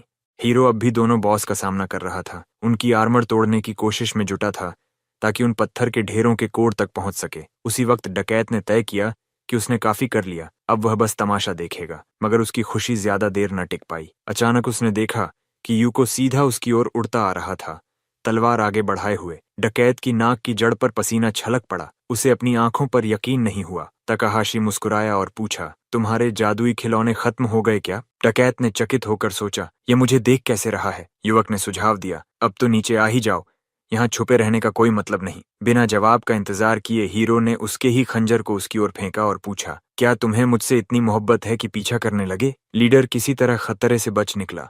उसने गुस्से से पूछा, तुमने मुझे देखा कैसे? लड़के ने चेहरे पर मुस्कान ली जवाब दिया, मेरी हंटिंग इंस्टिंक्ट्स ने मदद की। ये बहुत आम स्किल है, पता नहीं तुम्हें नहीं मालूम? डकैत चीख पड़ा, झूठ मत बोलो, कोई लो लेवल स्किल इतने ऊंचे दर्जे के थीफ को पकड़ नहीं सकती। हीरो बोला, ठीक है, अगर ये झूठ भी है तो क्या कर लोगे? भाग जाओगे जैसे डरा हुआ कुत्ता? उसकी यह बेहिसाब हिम्मत डकैत से सहन न हुई। उसका चेहरा गुस्से में लाल हो गया, माथे की नस फड़कने लगी। उसने अपनी तलवारें निकालीं और यूकिटो पर झपट पड़ा। आदमी अपनी जगह से उठकर चिल्लाया, मैं तुमसे बेहतर हूं, ताकाहाशी! हीरो अपनी जगह से टस से मस न हुआ। उसने पूरे साहस से शत्रु के पास आने का इंतजार किया। जब दोनों आदमियों की तलवारें आखिरकार टकराईं, लोहे पर लोहे की जबरदस्त टक्कर से चिंगारियां चारों तरफ उड़ने लगीं। यूकिटो अपनी जगह पर अडिग खड़ा रहा, मगर उसका विरोधी बिजली के झटके जैसे किसी असर से पीछे गिर पड़ा। हीरो मुस्कुराया। उसने कहा, मुझे लगता है ये डायलॉग जीतने वाले के लिए छोड़ देना चाहिए। क्या ख्याल है? तकाहाशी ने एक ही झटके में उसे दूर फेंक दिया, मगर डकैत अब भी बस एक बात पर अड़ा था। उसने गुस्से में चिल्लाया, तुम्हें कब पता चला कि मैं यहाँ हूँ? कैसे ढूंढ लिया मुझे? क्या ये सिर्फ किसी वॉरियर की इंट्यूशन थी? तुम झूठे हरामी! हीरो ने सोचा कि उसे कुछ भी सफाई देने की जरूरत नहीं, खासकर जब वह झूठ बोल भी नहीं रहा था। उसने काफी पहले वॉरियर इंट्यूशन स्किल सक्रिय कर दी थी। ये स्किल युद्ध में बहुत काम आती थी।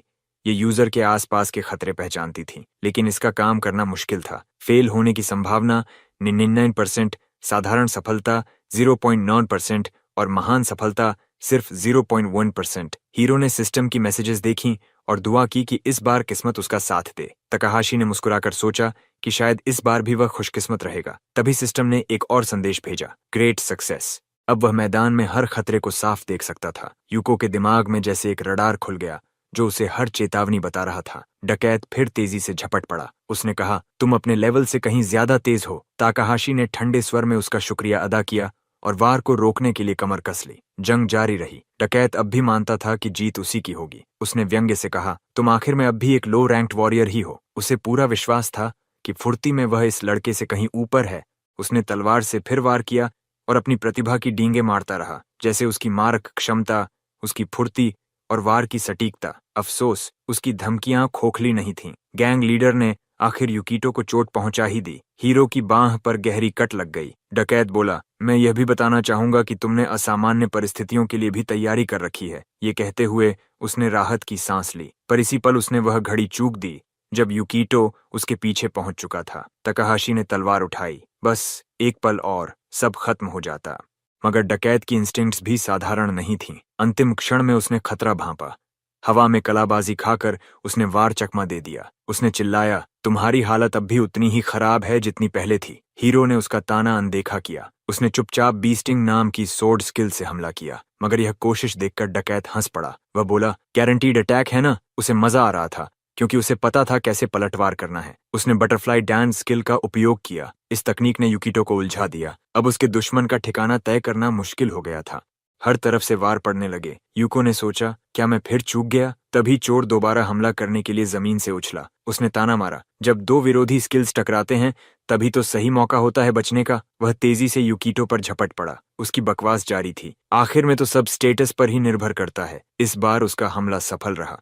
यूकिटो के पैर में एक और गहरी चोट लग गई। हीरो के मुंह से निकला, हे भगवान! अब वह और भी कमजोर हो गया था। डकैत अपनी कामयाबी पर बेहद खुश था। उसने तेज आवाज में कहा, तुम जैसा सुस्त वॉरियर मुझे कभी नहीं पकड़ सकेगा। अचानक एंशिएंट गोलेम ने इंसानों से तंग आकर उन पर लेजर शॉट दाग दिया। बस अपनी विलक्षण प्रतिभा की वजह से यूकिटो उस घातक वार से बाल बाल बच सका। डकैत अपनी बढ़त पर इतराया। उसने चिल्लाया, 20वीं मंजिल वाकई मजेदार है। वह यूकिटो से कुछ कदम दूर जाकर तलवारें घुमाने लगा। उसने घमंड में कहा कि वह आसानी से लेवल 20 बॉस के हमलों से बच सकता है, क्योंकि गोलेम तयशुदा ढर्रे पर चलता है। उसने पूछा, ये जानकारी तुमने भी गिल्ड से खरीदी थी ना? ताकाहाशी ने कोई जवाब नहीं दिया। वह चुपचाप अगला वार रोकने में जुटा रहा।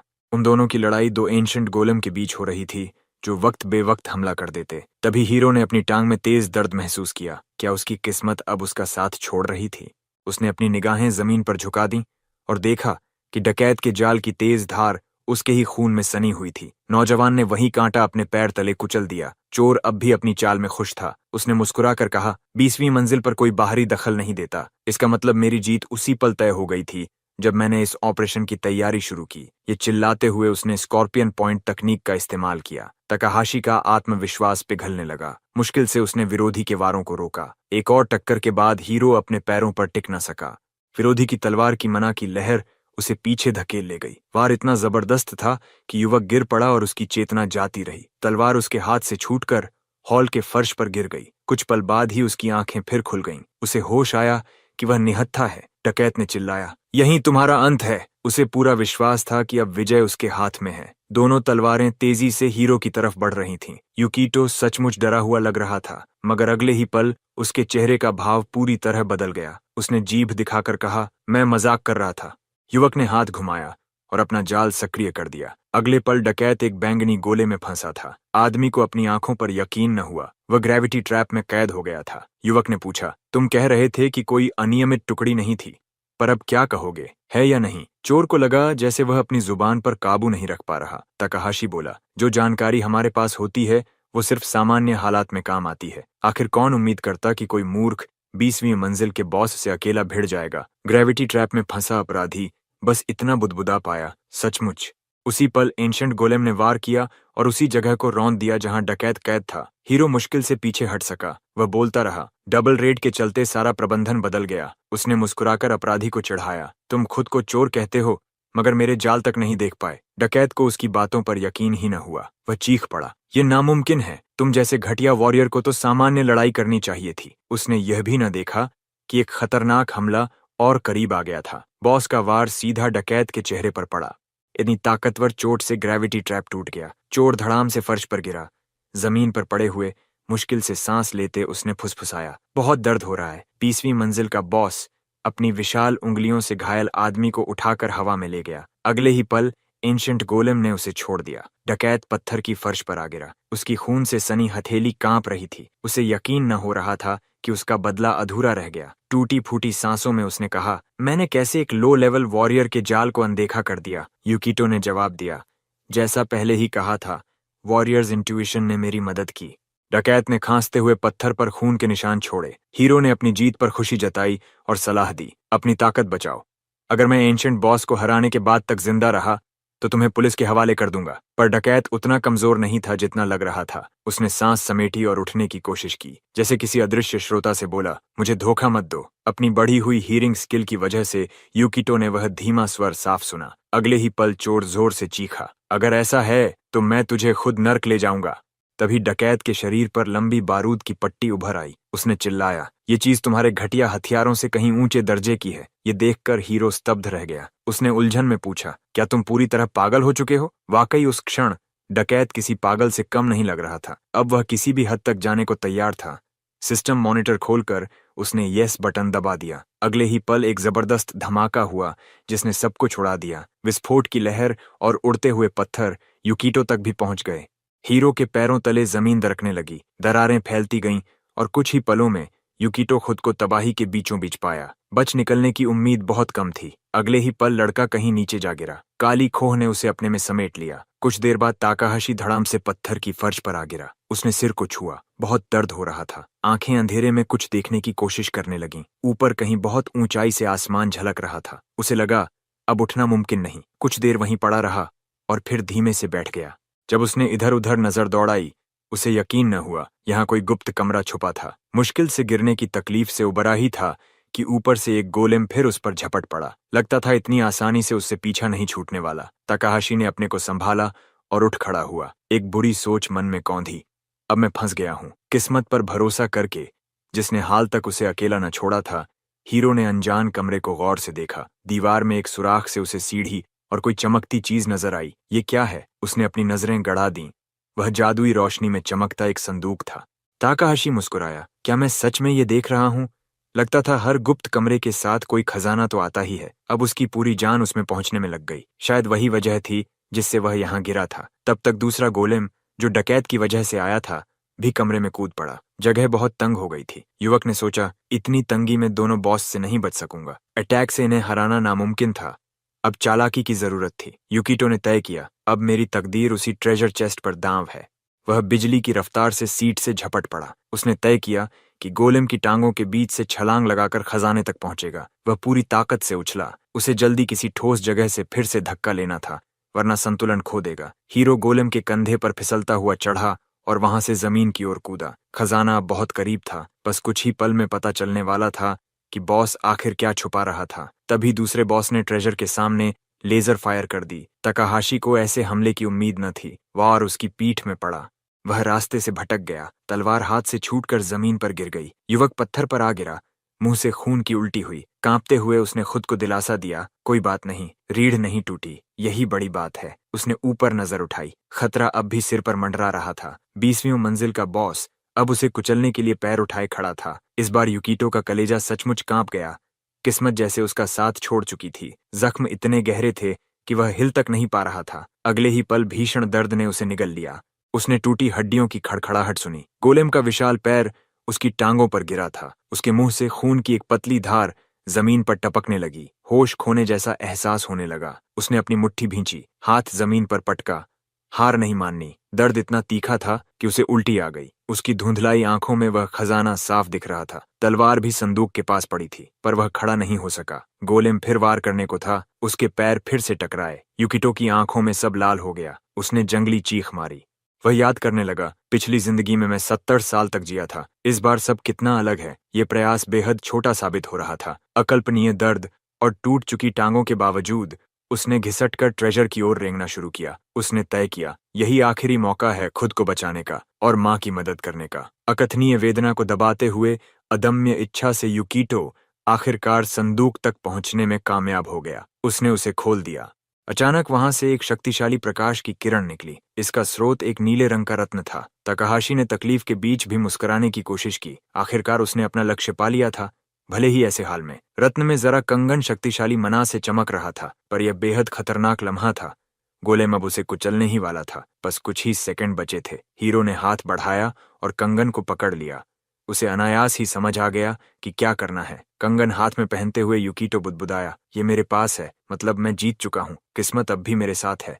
यही ब्रेसलेट ऑफ चेंजेबिलिटी था, एक दुर्लभ वस्तु जो पहनने वाले को किसी भी स्थान पर भेज सकती थी। विवरण पढ़कर यूकिटो को यकीन हो गया कि यही चीज उसकी जान बचा सकती है। तभी गोलेम और करीब आ गया। वह पूरे वजन से उस पर गिरने ही वाला था। यूकिटो ने कंगन को सक्रिय करने की कोशिश की, पर सफलता की संभावना बेहद कम थी, क्योंकि यह उसके क्लास के अनुकूल नहीं था। हर सेकंड के हिस्से में सफलता का प्रतिशत बढ़ता जा रहा था। जैसे ही गोलेम बस उस पर गिरने ही वाला था, ब्रेसलेट चमक उठा।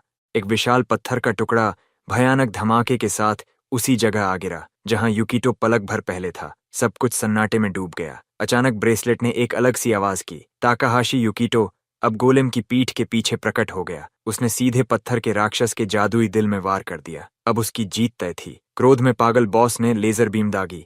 शायद वह समझ ही न पाया कि हमला कौन कर रहा था। बीम सीधा सामने पड़े दूसरे गोलेम पर जा लगी। लाल रोशनी ने उसके जिस्म को भेद दिया।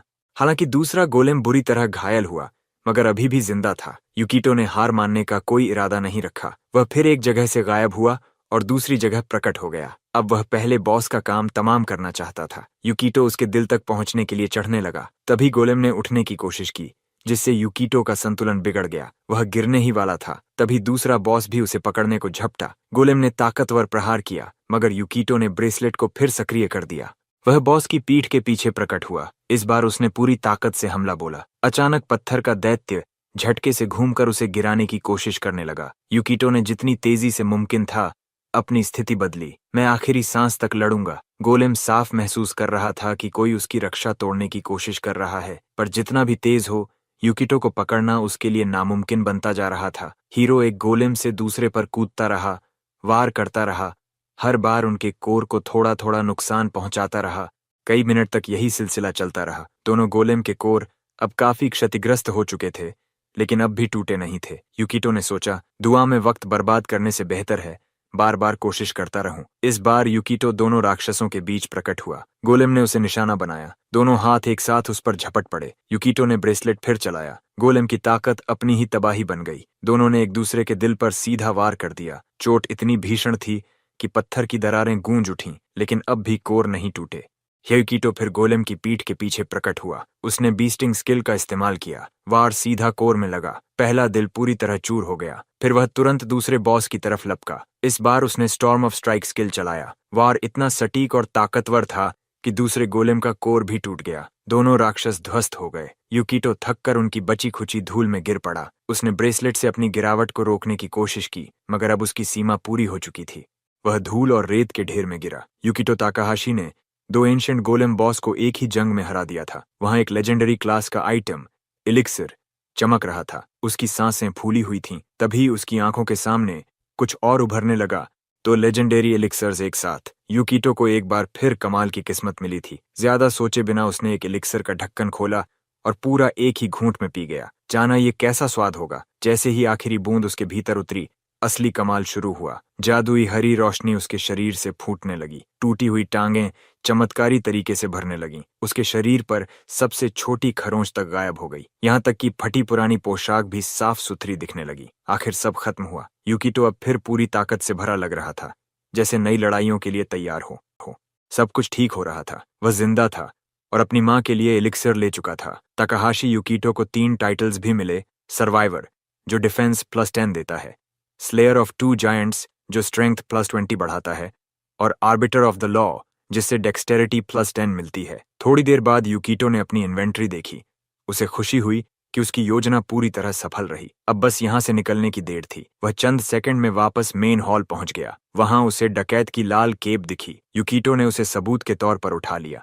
रक्तरंजित केप हाथ में लिए यूकिटो बाहर की तरफ बढ़ा। गेट खोलने के बाद वह सीधे घर गया। डंजन से बाहर निकलते ही वह गिल्ड पहुंचा और सब कुछ वहां बता दिया। पंजीकरण डेस्क पर खड़ा कर्मचारी डर के मारे कांपने लगा और सुपरवाइजर को बुलाने चला गया। उम्मीद के मुताबिक मामले ने काफी हलचल मचा दी। सुपरवाइजर ने इस घटना पर छोटा इंटरव्यू मांगा, पर यूकिटो की योजनाएं टाली नहीं जा सकती थीं। उसने विनम्रता से कहा, इंटरव्यू बाद में कर लीजिए, मुझे जल्दी है। गिल्ड से बाहर निकलते ही वह दौड़ पड़ा। रास्ते में हर कोई उसकी तरफ देख रहा था। आखिर खबरें फैल चुकी थीं। वही लड़का जिसने अकेले 20 मंजिलें पार कर 2 बॉस को परास्त कर दिया। मगर यूकिटो को यह शोहरत और पैसे से कोई मतलब न था। ये सब उसके परिवार के लिए था। उसने वो बहुमूल्य दवा हासिल कर ली थी जो उसकी माँ को ठीक कर सकती थी। कुछ समय बाद अस्पताल में डॉक्टर ने जांच रिपोर्ट देखी। यूकिटो और नुआमी बेताबी से नतीजों का इंतजार कर रहे थे। डॉक्टर ने मुस्कुराकर कहा, बधाई हो मिसेस यूकी, आप पूरी तरह स्वस्थ हैं। कमरे में खुशी की लहर दौड़ गई। डॉक्टर खुद हैरान था कि एलिक्सिर का असर कितना गहरा है। नुआमी ने माँ को गले लगा लिया। मिसेस यूकी ने यूकिटो का हाथ थामा और नम आंखों से कहा, बेटा, तुमने मेरे लिए जो किया है उसका कोई मोल नहीं। यूकिटो ने आंसुओं को मुश्किल से रोकते हुए कहा, माँ, ये सब आप ही की परवरिश का नतीजा है। आखिरकार वह कह सका। नुआमी को भाई की बातों ने बहुत छू लिया। उसने नाक सिकोड़ी। ये सब घर पर भी कह सकते थे, डॉक्टर के सामने तमाशा क्यों करना। यूकिटो ने शर्माकर सिर खुजाया। शायद बहन सही कह रही थी। नुआमी ने आंसू पोंछते हुए सोचा, इतने सालों में भी यूकिटो कभी अपनी नाक से आगे देखना नहीं सीखा। तभी सब कुछ ठहर गया। पूरी दुनिया जैसे जम गई। कोई खिड़की से ताकाहाशी परिवार को देख रहा था। उस पल खिड़की खुली और एक अजनबी का पैर कमरे में आया। वह अनजान शख्स अफसोस में डूबा था। कितना दुख है कि मुझे इतने सच्चे और नेक दिल लोगों को तकलीफ देनी पड़ेगी। सुनहरे बालों वाला मामूली कपड़ों में आदमी कमरे में दाखिल हुआ। उसने निराशा से कहा, भले ही ये काम अस्पताल में हो रहा है, पर सच्चाई नहीं बदलती।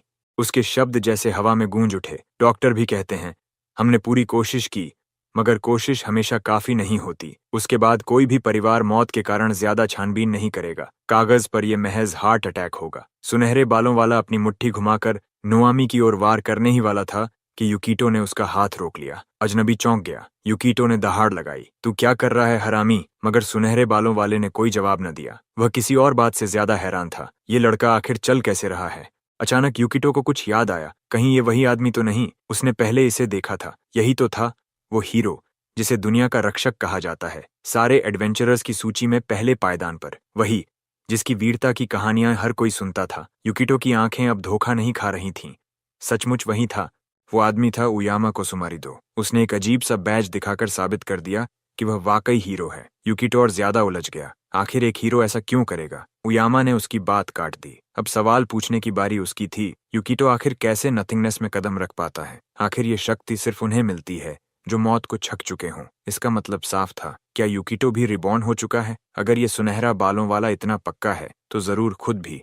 ये वाकई सच था, और चूंकि दोनों जानते थे कि वे किस बारे में बात कर रहे हैं, उयामा ने यूकिटो को सच्चाई बतानी चाहिए। ब्लॉन्डी यहाँ दुनिया के अंत के खतरे को मिटाने आया था। यूकिटो ने गुस्से में पूछा, मेरी बहन का इससे क्या लेना देना? उयामा ने ठंडी आवाज में बताया, नोमी असल में एक फैक्टर है, एक नकारात्मक प्रभाव जो वह भविष्य में अपने पति पर डालेगी, इसलिए उसे खत्म करना जरूरी है। क्या मतलब? Future spouse? यूकिटो चीख पड़ा। ब्लॉन्डी ने कहा, वो आदमी दुनिया के लिए बहुत अहम है, उनकी शादी टूटना ही तबाही की जड़ बनेगा।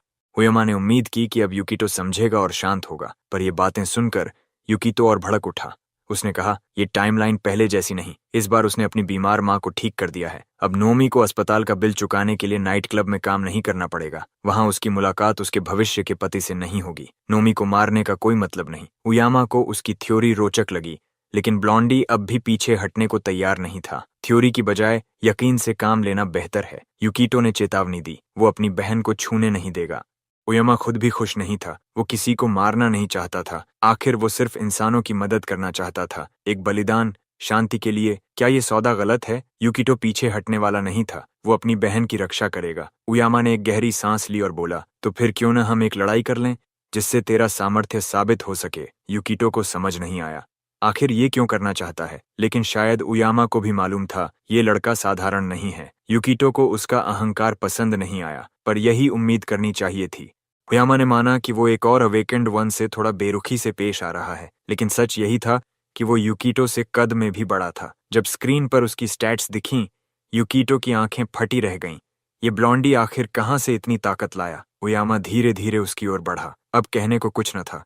सच बहुत सीधा था, अगर तुझ में ताकत नहीं तो तू किसी को बचा ही नहीं सकता, न अपनी दुनिया न अपनों को। यही सच्चाई हर रिबॉर्न ने झेली है। अब फैसला करने का वक्त था, या तो उयामा उसकी बहन को अभी मार दे या यूकिटो उसकी चुनौती माने। यूकिटो सोच में पड़ गया। क्या चेंजेबिलिटी ब्रेसलेट से भाग जाए? मगर तब भी वो हमेशा डर में ही रहेगा, हर घड़ी अपनी बहन को बचाने में जकड़ा रहेगा। नहीं, यही सही होगा कि इस चुनौती का सामना किया जाए। उसने गहरी सांस ली। ठीक है, मैं तैयार हूं। उयामा मुस्कुराया। मुझे मालूम था तुम सही चुनाव करोगे। घबराओ मत, मैं तुम्हें जान से नहीं मारने वाला। तुम्हें बस 10 मिनट तक टिकना है। अगर टिक गए तो जीत तुम्हारी होगी। यूकिटो सोचने लगा, यहीं से शुरू होगा क्या? मगर हीरो ने कहा, नहीं, इस बेरंग हॉस्पिटल को तोड़ना नहीं चाहता, कोई और जगह चुनते हैं। उयामा खिड़की से कूद गया और यूकिटो को इशारा किया। चारों ओर देखते हुए यूकिटो को समझ आ गया कि अब कोई चारा नहीं। मैं तुम्हें जरूर बचाऊंगा, उसने मन ही मन कहा और उयामा के पीछे खिड़की से छलांग लगा दी। कुछ ही मिनट बाद हॉस्पिटल के पास के पार्क में दोनों आमने सामने थे। यूकिटो को उम्मीद थी कि हीरो उस पर रहम नहीं करेगा। उयामा ने मुस्कुराते हुए कहा, मुझे तुम्हारा ये जज्बा पसंद है। अगर तुम जोर देते हो तो ये आसान लड़ाई नहीं होगी। फिर उसने उंगलियां चटकाईं। आसमान में कई रून्स चमक उठीं। ये सब दुनिया के तत्वों का प्रतीक थे। अगले ही पल आग, पानी, धरती और न जाने कौन कौन से तत्व यूकिटो पर टूट पड़े। यूकिटो को हैरानी हुई कि ब्लॉन्ड हीरो ने बिना कोई मौका दिए सीधे ताकतवर हमले शुरू कर दिए। उसने लड़के को संभलने तक का मौका नहीं दिया। उयामा फिर मुस्कुराया। ये तो बस शुरुआत है। इतना कहकर उयामा ने अपने 2 क्लोन्स बुला लिए। यूको को उम्मीद भी नहीं थी कि हीरो के पास डॉपलगैंगर्स बुलाने की ताकत होगी। शायद ये आदमी हमेशा दुश्मनों से घिरा रहने का आदी था। तुम सोचते हो ये अकेले कर लोगे? यूकिटो ने पूछा और अपनी इन्वेंट्री खोली। उसने 2 रिप्लेसमेंट डॉल्स निकाले। अब हर दुश्मन के पास अलग अलग लक्ष्य था। पहला टकराव तो बहुत कमजोर निकला। उसके पुतले एक ही झटके में खत्म हो गए। उयामा को उम्मीद थी कि लड़का समझेगा कि सिर्फ रक्षा करने से जीत नहीं मिलती। यूकिटो सच में ये बात समझ गया। वही जानी पहचानी चमक उसके चारों ओर फिर उभरने लगी। लड़के ने staff of the substance of inconsequence उठाया और अपनी सबसे शक्तिशाली जादुई चोट तैयार की। उसे बस थोड़ी देर तक समय खरीदना था। जैसे ही यूकिटो ने अपना स्टाफ हीरो की ओर ताना, आसमान से जलता हुआ मीटियोराइट आ गिरा। धमाका इतना जबरदस्त था कि भरोसा नहीं हो रहा था। यूकिटो का मकसद था बस थोड़ी देर अपने दुश्मन को रोकना, मगर तभी उसने ब्लॉन्ड की आवाज सुनी, जो हालात की सच्चाई जान चुका था। ये लड़के का रीबर्थ गिफ्ट है, उयामा बोला। अगर मेरा बैरियर नथिंगनेस है तो तुम्हारा हुनर लक ही होगा। ब्लॉन्ड ने डॉपलगैंगर को बलि चढ़ाकर वार से बचाव कर लिया। तुम मुझे पूरी तरह देख सकते हो, यूकितो बोला। मैं ऐसा नहीं कहूंगा, उयामा ने मुस्कुराकर कहा। मैंने बस तुम्हारी पिछली कामयाबियों से नतीजा निकाला। ये सब यूको को बिल्कुल मजाक नहीं लग रहा था। सिर्फ लक के भरोसे इतनी उपलब्धियां। पर याद रखो, उयामा बोला, किस्मत भी उतनी ही जरूरी है जितनी ताकत और बुद्धिमत्ता। मगर सिर्फ लक पर निर्भर रहना मूर्खता है। उयामा ने और मैजिक रून्स बुलाए। अब वो लड़के को दिखाना चाहता था कि लापरवाही से काम लेना कितना खतरनाक हो सकता है। अचानक पानी, आग, धरती और हरे रंग की एलिमेंटल्स प्रकट हो गईं। यूकिटो ने हामी भरी। सिर्फ लक पर भरोसा सही नहीं। मगर तभी उसने हीरो के आंकड़े देखे। उयामा की लक तो बहुत ही कम थी। यूकिटो को अपने लोगों के सामने कोई शर्मिंदगी नहीं उठानी थी, लेकिन अब सोचने का वक्त नहीं था। थोड़ा डर भी लग रहा था कि बिना संकोच वो ये सब कर रहा था, लेकिन वो सब कुछ करेगा जैसे उसके लोग हमेशा उसके लिए करते आए हैं। ब्लॉन्ड ने हाथ उसकी ओर बढ़ाया। क्या तुम तैयार हो? उसी पल एलिमेंटल्स और सील्स यूकिटो पर टूट पड़े। आग का एलिमेंटल हमला करने को तैयार था, पानी वाला भी पीछे नहीं। मगर यूकिटो के पास एक योजना थी। उसने अपनी बुरी किस्मत को ही फायदा बनाने की ठानी। इन्वेंट्री खोलकर उसने फिर वेरिएबिलिटी ब्रेसलेट चुना। अगले ही पल कलाई पर कड़ा चमक उठा। Wrist band connection completed. Activation सफल रहा। भले ही उसके पास ज्यादा इंटेलिजेंस या कोई खास क्लास न हो, लक हमेशा उसके साथ थी। लड़का पल में अदृश्य हो गया। कहीं शहर के बीचों बीच नथिंगनेस के घेरे में यूकिटो प्रकट हुआ, ठीक वही जगह जहां उसे होना चाहिए था। उयामा को देखकर आश्चर्य हुआ। ओह, वेरिएबिलिटी ब्रेसलेट काफी काम की चीज है, लेकिन मेरे पास भी उड़ने का जादू है। कार की छत से कूदते हुए यूकिटो ने माफी मांगी। मैं यहीं से लड़ाई जारी रखना चाहता हूँ। आखिर तुमने मुझे चुनौती दी, तो मैं भी तुम्हें आजमाना चाहता हूँ। एक हीरो मासूमों को नुकसान नहीं पहुंचाएगा, है ना? ब्लॉन्डी ने मुस्कुराया। दिलचस्प ख्याल है। सही कहा, मैं भीड़ में तबाही नहीं मचाऊंगा। सारे एलिमेंटल्स वापस चले गए। तलवार भी काम की नहीं, मगर उयामा रुकेगा नहीं। वो किसी भी हाल में यूकिटो को हराकर रहेगा। यूकिटो ने अपनी तलवार भी इन्वेंट्री में रख ली। अब सिर्फ ढाल उठाई, यही काफी होगा, उसने सोचा। ढाल लिए लड़का तैयार हो गया। ये मंजर देखकर ब्लॉन्डी को पुरानी लड़ाइयां याद आ गईं, मगर तभी मैजिकल स्पीयर्स उसके पीछे लग गईं। ये भेदती हुई हर रुकावट को पार कर यूकिटो तक पहुंचने लगीं। लड़के ने तेज मोड़ लेकर एक गली में छुपने की कोशिश की। भाला फिर भी तेज था, मगर यूकिटो ने सही वक्त पर ढाल से वार को मोड़ दिया। भाला दीवार में घुस गया और गैस पाइप तक जा पहुंचा। ओयामा फिर अपने किस्सों में खो गया। किस तरह उसने कभी मानव रूपी राक्षसों से लड़ा था, या उन बदमाशों से जो शहर में अराजकता फैलाते थे, और आज भी ऐसे लोग बढ़ते ही जा रहे हैं। इधर यूकिटो ने मौके का फायदा उठाया। उसने बातों में हीरो को फंसाने की सोची। गहरी सांस लेकर उसने फिर संवाद शुरू किया, उसकी चालाकी भरी जाल में हीरो को उलझाने के लिए। लड़के ने भी अपनी बीती जिंदगी की बातें बताना शुरू किया, कैसे उसने अपना ज्यादातर वक्त डंजन्स में ही बिताया था, इसलिए शहर उसके लिए सिर्फ खाना जुटाने की जगह था। इसी वजह से उसे अपनी पिछली जिंदगी की ज्यादा यादें भी नहीं थीं। उयामा को ऐसी बातें सुनकर दुख हुआ। आखिर वो पूरे मन से चाहता था कि कोई मिले जिसने उसकी तरह वही सब झेला हो, लेकिन यूकिटो की तो कोई इच्छा ही नहीं थी पुरानी यादों का बोझ उठाने की। उसकी पिछली जिंदगी किसी कीड़े जैसी थी जो बेरहम धरती पर रेंगने की कोशिश कर रहा हो। तो तुम्हें शुक्रगुजार होना चाहिए कि तुम्हें नई जिंदगी जीने का मौका मिला, उयामा ने कहा। एक जबरदस्त लात यूकिटो के पेट पर पड़ी। वो लगभग कार के नीचे ही बेहोश हो गया, मगर यूकिटो फिर भी बोला, मैं वही हूं जिसे तंग जगहें ही सुकून देती हैं। हीरो गुस्से से कांप उठा। क्या मैं सच में एक डरपोक से लड़ रहा हूं? यूकिटो ने जमीन से एक स्केटबोर्ड उठाया। उसे रफ्तार चाहिए थी। उयामा चाहे कुछ भी कहे या सोचे, लड़का अब खुद को धोखा नहीं देने वाला। हीरो ने देखा कि यूकिटो फिर भागने की कोशिश कर रहा है। ये अब उसे बोर कर रहा था। आखिर उसने ही तो कहा था कि यूकिटो अपनी काबिलियत साबित करे, मगर एक कायर जो हमेशा भागे, उसे वो कभी नहीं मानेगा। इसी दौरान यूकिटो के रास्ते में एक अड़चन आ गई। उसने फुर्ती से स्केटबोर्ड छोड़ा और एक अंधी गली में जा पहुंचा। उयामा सोचने लगा, अगर बस इतना ही कर सकता है तो ये लड़ाई यहीं खत्म। वो अपनी सबसे ताकतवर चोट मारने को एक कदम दूर था। यूकिटो ने जल्दी से इधर उधर नजरें दौड़ाईं। उसके बाईं ओर एक लैंप पोस्ट था। अगर हीरो यही सोचता है तो वक्त आ गया है असली कदम उठाने का। वो तेजी से उस कंक्रीट के खंभे की ओर दौड़ा। एक जबरदस्त लात से उसने लैंप पोस्ट पर वार किया। उयामा कुछ समझ नहीं पाया। खंभा टूटने लगा और गिरने की कगार पर पहुंच गया। वक्त है असली खेल का, यूकिटो ने मुस्कुराते हुए कहा। हीरो को तभी असलियत समझ में आई। उसकी आंखों में पहली बार उलझन और डर दोनों झलकने लगे। उसने देखा कि उसके पीछे से एक कार भी सीधी उसी की ओर आ रही थी। उयामा ने यूकिटो की रणनीति भांप ली। लड़के ने उसे फंसाने की पूरी तैयारी कर रखी थी। योगितो ने सारा मंजर देखते हुए ताली बजाई।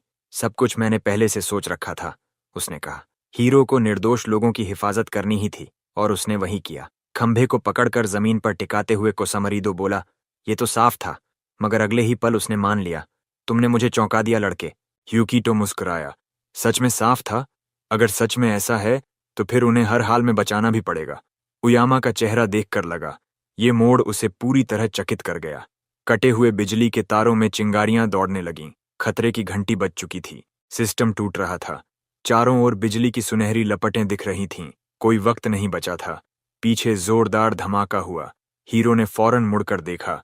माथे पर पसीना आ गया। वो तेजी से दौड़ा। लपटें सड़कों को घेर चुकी थीं। आसपास की सारी चीजें आग में डूबती जा रही थीं। उयामा ने अपने अंडाइंस को आग बुझाने का आदेश दिया। पानी की शक्ति रखने वाली वो जादुई रचना तुरंत आगे बढ़ी। तब तक युकितो मजे से सब देख रहा था। और पानी चाहिए, वो चिल्लाया। आग तेजी से सड़क पर फैलने लगी। पेड़ जलते हुए गिरने लगे। रास्ते की गाड़ियां उनके वजन से दब गईं। सड़क पर दरारें उभर आईं। तपती जमीन फटकर बीचों बीच गहरी खाई बन गई। सब कुछ उसमें समाता चला गया। उयामा अब अपने जज्बात काबू में नहीं रख पा रहा था। उसने चीखते हुए कहा, मजाक बना रखा है क्या? उसने सिल्फ और ग्नोम को आदेश दिए, तुरंत हालात संभालो। मगर अब हीरो को खुद भी कूदकर बचाव में उतरना पड़ा। नोम ने सबसे पहले एक लड़की को कार से निकाला जो खाई में गिर रही थी। सिल्फ ने जादू से पूरी कार को ऊपर खींच लिया। जादुई प्राणी जान और सामान दोनों बचाने में लग गए। तब युकितो भी नजदीक आया। वो हीरो के पीछे खड़ा हुआ और हमेशा की तरह मुस्कुराकर बोला, तुमने मुझे तो भूला ही दिया। कोसामरीदो ने गुस्से में कहा, मेरे पास तुम्हारे लिए वक्त नहीं है। मैं वो तबाही संभाल रहा हूं जो तुम्हारी वजह से हुई है। वो पूरा यकीन रखता था ये लड़का उसे कोई नुकसान नहीं पहुंचा सकता। मगर युकितो ने चुपचाप सिस्टम विंडो एक्टिव किया। अब उसे उयामा को फिर चौंकाना था। शायद मैं तुम्हें सीधे नुकसान नहीं पहुंचा सकता, युकितो बोला, लेकिन मैं खतरनाक हालात तो पैदा कर सकता हूं। इतना कहकर उसने ढाल से हमला किया। कोसामरीदो अपना संतुलन खो बैठा। उसने ऐसी धोखेबाजी की उम्मीद नहीं की थी। चमकदार कवच और लाल सुंदर चोगा पहना एडवेंचरर सीधा नाले में जा गिरा। ताकाहाशी बोला, ये कितना विडंबनापूर्ण है कि सबसे बेहतरीन योद्धा सच में गंदगी में कान तक डूब गया। हीरो खुश था कि अब उस खूबसूरत आदमी को भी समझ आ गया होगा कि नीचे गिरना कैसा लगता है। उयामा के चेहरे पर गिरते वक्त सिर्फ डर और निराशा थी। अब उसके पास इस अपमान से बचने का कोई तरीका नहीं था। पूरी बदबूदार पानी उसके कंधों तक पहुंच गया। ताकाहाशी ने अपने फूलों से सजे जादुई डंडे को उयामा की ओर ताना और बोला, मैं अभी खत्म नहीं हुआ। एडवेंचरर अब और नहीं झेल सका। उसने दोनों हाथ उठा दिए और बोला, मैं हार मानता हूं। उसने ताकाहाशी की जीत स्वीकार कर ली। थोड़ी देर बाद आग बुझा दी गई और सभी घायलों को बचा लिया गया। कोसामारीदो एक ट्रक पर बैठा था। उसके बदन से गंदा पानी टपक रहा था। वो युकितो से बोला, मेरे घटिया स्वभाव के चलते मैं अक्सर ऐसी हालत में पहुंचता हूं। मुझे पता था कि हमारे मुकाबले में ऐसा कुछ हो सकता है, मगर इतनी शर्मनाक हार की उम्मीद नहीं थी। फिर उसने स्वीकार किया कि पहली बार इतनी सारी मुसीबतें एक साथ उस पर टूट पड़ी हैं। अब उयामा शेख ही नहीं बघार रहा था। वो युकितो की चतुराई से हैरान रह गया था। उसने हीरो को उस पुराने हादसे की याद दिलाई जिसने उसके मन में दुखी यादें भर दी थीं। युवक के दिमाग में एक खौफनाक तस्वीर कौंध गई। एक ऊंची इमारत में भयंकर धमाका। अगली चीज जो उसे याद आई वो जमीन पर गिरा फूलों का गुलदस्ता और खाना था। खुद युको घुटनों के बल बैठा था, हाथ जोड़कर प्रार्थना कर रहा था। आंखें बंद थीं। वीवी, ये सब पुरानी यादें उसके लिए बहुत तकलीफदेह थीं, लेकिन इन्हीं यादों ने उसे ये लड़ाई जीतने का हौसला दिया। अब बताओ, क्या मैंने तुम्हें साबित कर दिया कि मैं उस अतीत को दोहरने से रोक सकता हूं? ताकाहाशी ने पूछा। नंबर 1। हीरो ने सहमति में तालियां बजाईं। वो ट्रक की छत से कूदा और बोला, ठीक है, मैं तुम्हें उसके पास कुछ वक्त बिताने दूंगा। युको को एडवेंचरर का ये जवाब पसंद नहीं आया। उयामा ने बिना पीछे देखे कहा, दुर्भाग्य से भुलावे का पर्दा अब गिरने वाला है और फिर मुझे हमारे इस द्वंद्व के सारे अंजामों का सामना करना होगा। गोरे आदमी का इशारा उस गहरे गड्ढे की तरफ था जो हाईवे के बीच बन गया था। उयामा ने हाथ हिलाते हुए कहा, मुझे अब अस्पताल लौटना होगा। मैं चाहता हूं कि तुम इस कर्ज का सामना करो। ताकाहाशी को समझ ही नहीं आया कि यह नया साथी क्या कहना चाह रहा है। हीरो के चेहरे के हाव भाव देखकर एडवेंचरर खुद भी चौंक गया। तुम्हें सच में नहीं पता कि इस कर्ज की वजह से ही उस अस्पताल में वो त्रासदी हुई? उयामा ने पूछा। युको ने जवाब दिया, ये मैं पहली बार सुन रहा हूं। इस जवाब पर गोरे आदमी ने एक अजीब सी मुस्कान दी। उसे लगा युको मजाक कर रहा है। उयामा बोला, ये मजाक मजेदार नहीं है। मगर लड़के ने गंभीर चेहरा बनाकर छाती पर हाथ बांध ली। उसे सच में कुछ समझ नहीं आ रहा था। तुम्हें सच में इस डिजास्टर के बारे में पता नहीं? कोसमरिदो ने विस्मय में कहा। वो समझ ही नहीं पाया कि लड़का कैसे उन आग और टूटी सड़कों को भूल सकता है। देखो, मैंने अपनी पूरी पिछली जिंदगी डंजन्स में ही गुजारी। 10 साल तक स्लाइम्स ही काटता रहा, लड़के ने आखिरकार कहा। अब उयामा को समझ आ गया कि यूको सब कुछ याद नहीं रखता। हीरो ने दोनों हाथ फैलाए। यही सच्चाई थी। लड़के को इस मुसीबत से बाहर निकलने का कोई तरीका नहीं पता। ये खबर सुनकर एडवेंचरर निराश हो गया। उसने कुछ देर जमीन पर नजरें गड़ाई, अपने जूते देखे। आखिरकार गोरे आदमी ने कहा, अब सब समझाने का वक्त नहीं बचा। आसमान की तरफ देखकर उसे एहसास हुआ, भुलावे का समय आ रहा है। अस्पताल के तहखाने में मॉर्ग है, वहां पहुंच जाओ। जब पहुंचोगे सब समझ जाओगे, उयामा ने कहा। ह्योको ने चिढ़कर पूछा, क्यों करूं मैं ये सब? क्यों सुनूं तुम्हारी? हीरो ने जवाब दिया, मैं भी अपनी तरफ से सच जानने की कोशिश करूंगा, मगर हो सकता है मैं न कर पाऊं। वो तकाहाशी से दूर चलता गया, कंधे पर हाथ फेंक कर बोला, अगर कुछ नहीं किया गया तो बहुत लोग मर सकते हैं। एडवेंचरर के मुंह से ऐसे शब्द सुनकर युवक उलझन में पड़ गया। वो कुछ और पूछना चाहता था, मगर कुसामारो उड़ान भरकर आसमान में गायब हो चुका था। मुझे समझ नहीं आ रहा कि हो क्या रहा है, पर अभी सबसे सही होगा कि मैं वापस अस्पताल लौट जाऊं, हीरो ने सोचा। उसने अपनी चेंजेबिलिटी ब्रेसलेट को छुआ ताकि माँ और बहन के पास जल्दी पहुंच सके। लड़का सही वक्त पर पहुंच गया, क्योंकि अगले ही पल वॉइड गायब होना शुरू हो गया। जब जादू का असर पूरी तरह खत्म हुआ, सड़क पर लोग सामान्य तरह से चलने लगे। किसी को अंदाजा भी नहीं था कि कुछ मिनट पहले तक इस सड़क पर सबसे ताकतवर लोग युद्ध कर रहे थे। यूको सही वक्त पर अस्पताल पहुंच गया। ऑफिस में किसी ने नहीं सोचा कि वो कहीं गायब भी हुआ था। डॉक्टर ने उसकी मां को नियमित जांच करवाने की सलाह दी। यूकी अपनी कुर्सी से उठी और डॉक्टर को भरोसा दिलाया कि वो इस सलाह पर अमल करेंगी। वो इतनी अच्छी खबर मिलने के लिए आभारी थीं। ताकाहाशी मुस्कुराया। उसे संतोष था कि उसने वो एलिक्सिर लाकर अपनी मां को बचा लिया। युवक ने चुपचाप अपनी भौहों के नीचे से पूरे कमरे को घूर कर देखा। उसे एडवेंचरर की चेतावनी याद आई, मेरे पास सब समझाने का वक्त नहीं है, मुझे भी नहीं पता कि क्या हो सकता है। ये चेतावनी सुनकर हीरो ने तय किया कि उसे ब्लॉन्डी की बात की सच्चाई परखनी होगी। वो ऑफिस से बाहर निकला, कुछ कदम चलकर दरवाजे तक पहुंचा और उसका हैंडल पकड़ा। एक बात मैं जानता हूं, हमें इस अस्पताल में नहीं रुकना चाहिए, तकाहाशी ने सोचा।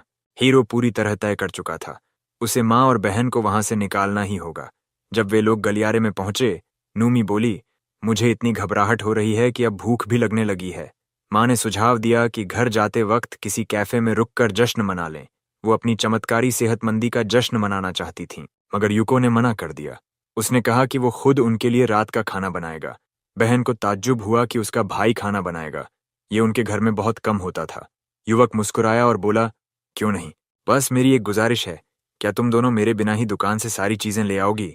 माँ ने कहा, अगर यूकीटो हमें दावत देना चाहता है तो हम कैसे मना करें? नोमी ने भी हामी भर दी। यूकी और उनकी बेटी बाहर निकलते वक्त ये चर्चा कर रही थीं कि ताकाहाशी उनके लिए कौन सी स्वादिष्ट डिश बनाएगा। हीरो वहीं खड़ा इंतजार करता रहा, जब तक उसका परिवार अस्पताल के अहाते से बाहर न चला जाए। जैसे ही उसे यकीन हो गया कि माँ और बहन सुरक्षित हैं, उसने मॉर्ग की ओर जाने का फैसला किया। सबसे पहले वो पुरुषों के शौचालय में गया। उसे एक जरूरी काम करना था। एक केबिन को भीतर से बंद करके तकाहाशी ने सफेद हुड वाला लबादा पहना। ये लबादा जादुई था, उसे बैंडिट को पर जीतने का इनाम मिला था। इसी लबादे की वजह से उसे राह में आने वाले कमजोर मॉन्स्टर्स से बचने में आसानी हुई थी। हीरो ने कभी नहीं सोचा था कि ये इनविजिबिलिटी क्लोक ऐसी वजह से काम आएगा। वहीं बाथरूम में मौजूद एक मरीज ने दरवाजा अपने आप खुलते देखा। वो घबरा गया और समझा कि वहां कोई भूत है। इस बीच युवक ने गलियारे के अंत में लगे लिफ्ट तक पहुंचने में कामयाबी पाली। यूको ने धैर्यपूर्वक देखा कि लिफ्ट ऊपर से धीरे धीरे नीचे आ रही थी। वो सोच रहा था कि उसने कर्स ऑफ डिजास्टर के बारे में पहले कभी क्यों नहीं सुना। उयामा ने कहा था कि मॉर्ग पहुंचते ही सब समझ आ जाएगा। आखिरकार लिफ्ट के डिस्प्ले पर B1 लिखा दिखा। ये बेसमेंट फ्लोर था जहां मॉर्ग था। दरवाजे खुले और हीरो ने सामने कई कमरों वाला गलियारा देखा। उसने साहसिक कदम बढ़ाए और आगे चल पड़ा। उम्मीद थी कि अब उसे सब पता चल जाएगा। युवक ने महसूस किया कि उसके चारों ओर एक भयानक सन्नाटा छाया हुआ था। क्या यहाँ कुछ ऐसा है जो किसी बड़ी तबाही का कारण बन सकता है? यूको ने सोचा। उसने तय किया कि सबसे पहले उसे यह देखना होगा कि इस फ्लोर पर कोई जीवित है या नहीं। सिस्टम के रडार ने दिखाया, वहां कोई नहीं था। इसका मतलब था कि हीरो सब कुछ अच्छे से जांच सकता था।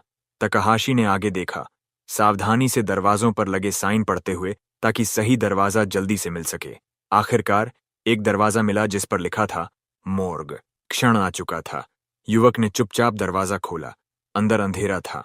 जब उसकी आंखें अंधेरे में देखने की अभ्यस्त हुईं, तो हीरो ने देखा टाइल्स वाला कमरा और एक लाइन में बिछे बेड। वह उन बेड्स पर लेटे लोगों को देख सकता था जिनके चेहरे सफेद कपड़े से ढके थे। एक दिन शायद मैं भी इन्हीं में से एक बन जाऊं, यह ख्याल यूको के दिमाग में आया। वह मृतकों के बीच से गुजरते हुए चला, जैसे किसी उत्तर की तलाश कर रहा हो। कमरे के आखिरी छोर पर रुककर उसने पीछे मुड़कर उन शवों को देखा। हीरो ने अपने जादुई क्लोक की हुड को उतारा और थोड़ी देर और इंतजार करने का फैसला किया, पर कुछ नहीं मिला। शायद उयामा ने मजाक किया था। यूको ने सिस्टम विंडो एक्टिवेट किया। अचानक उसकी आंखें फटी की फटी रह गईं। मैसेज लाल था, जो कि सिर्फ खतरे का संकेत हो सकता था। तभी ताकाहाशी ने अजीब सी आवाजें सुनी और बेड्स के पास से लाल चमक उठने लगी। अचानक एक मृत शरीर ने हरकत की और उसके चेहरे से चादर गिर गई। वो औरत जैसे मरोड़ में थी। अब लिविंग डेड अपने बेड से उठने लगे थे। कमजोर दिल वालों के लिए यह नजारा नहीं था। कुछ ही सेकंड्स में दर्जनों ज़ॉम्बीज स्टंड हीरो की तरफ बढ़ने लगे। उनकी गुर्राहट अब इंसानी हदों से बाहर थी। तकाहाशी अब उस एडवेंचरर से पूरी तरह सहमत था। क्लू उसे सच में इसी मॉर्ग में मिला था। युवक ने अपनी तलवार सामने थाम ली। अब वो इस खतरे का डटकर सामना करने को तैयार था। जैसे जैसे ज़ॉम्बीज पास आ रहे थे, सड़ती हुई मांस की बदबू और असहनीय होती जा रही थी। आमतौर पर सबसे शक्तिशाली सीकर्स ही अनडेड से लड़ने जाते थे। यूको सोचने लगा, ये कोई साधारण ज़ॉम्बी वायरस नहीं लग रहा। सबसे पहले एक लंबे बालों वाली ज़ॉम्बी औरत ने हमला किया। यूको के दिमाग में आया, ये शाप का असर है। एक ही वार में उसका सिर जमीन पर गिरा। अगर किसी एडवेंचरर को मृत्यु से पहले श्राप लगा हो और उसे समय पर दफनाया ना जाए, तो वो ज़ॉम्बी बन जाता है। उसे याद आया। हीरो का अगला वार एक ज़ॉम्बी को सिर से पेट तक चीर गया। जैसे ही उसने दूसरे मॉन्स्टर को खत्म किया, एक तीसरी ज़ॉम्बी ने साइड से अटैक किया। हीरो ने तेजी से रिएक्ट किया और एक जबरदस्त किक से उसे दूर फेंक दिया। ताकाहाशी समझ गया कि ये श्राप पास की लाशों तक फैल सकता है। उसे याद आया कि पिछले जीवन में मृत आत्माओं को होली पावर से शांत किया जाता था, लेकिन इस जन्म में ये तरीका अब तक किसी को नहीं आया।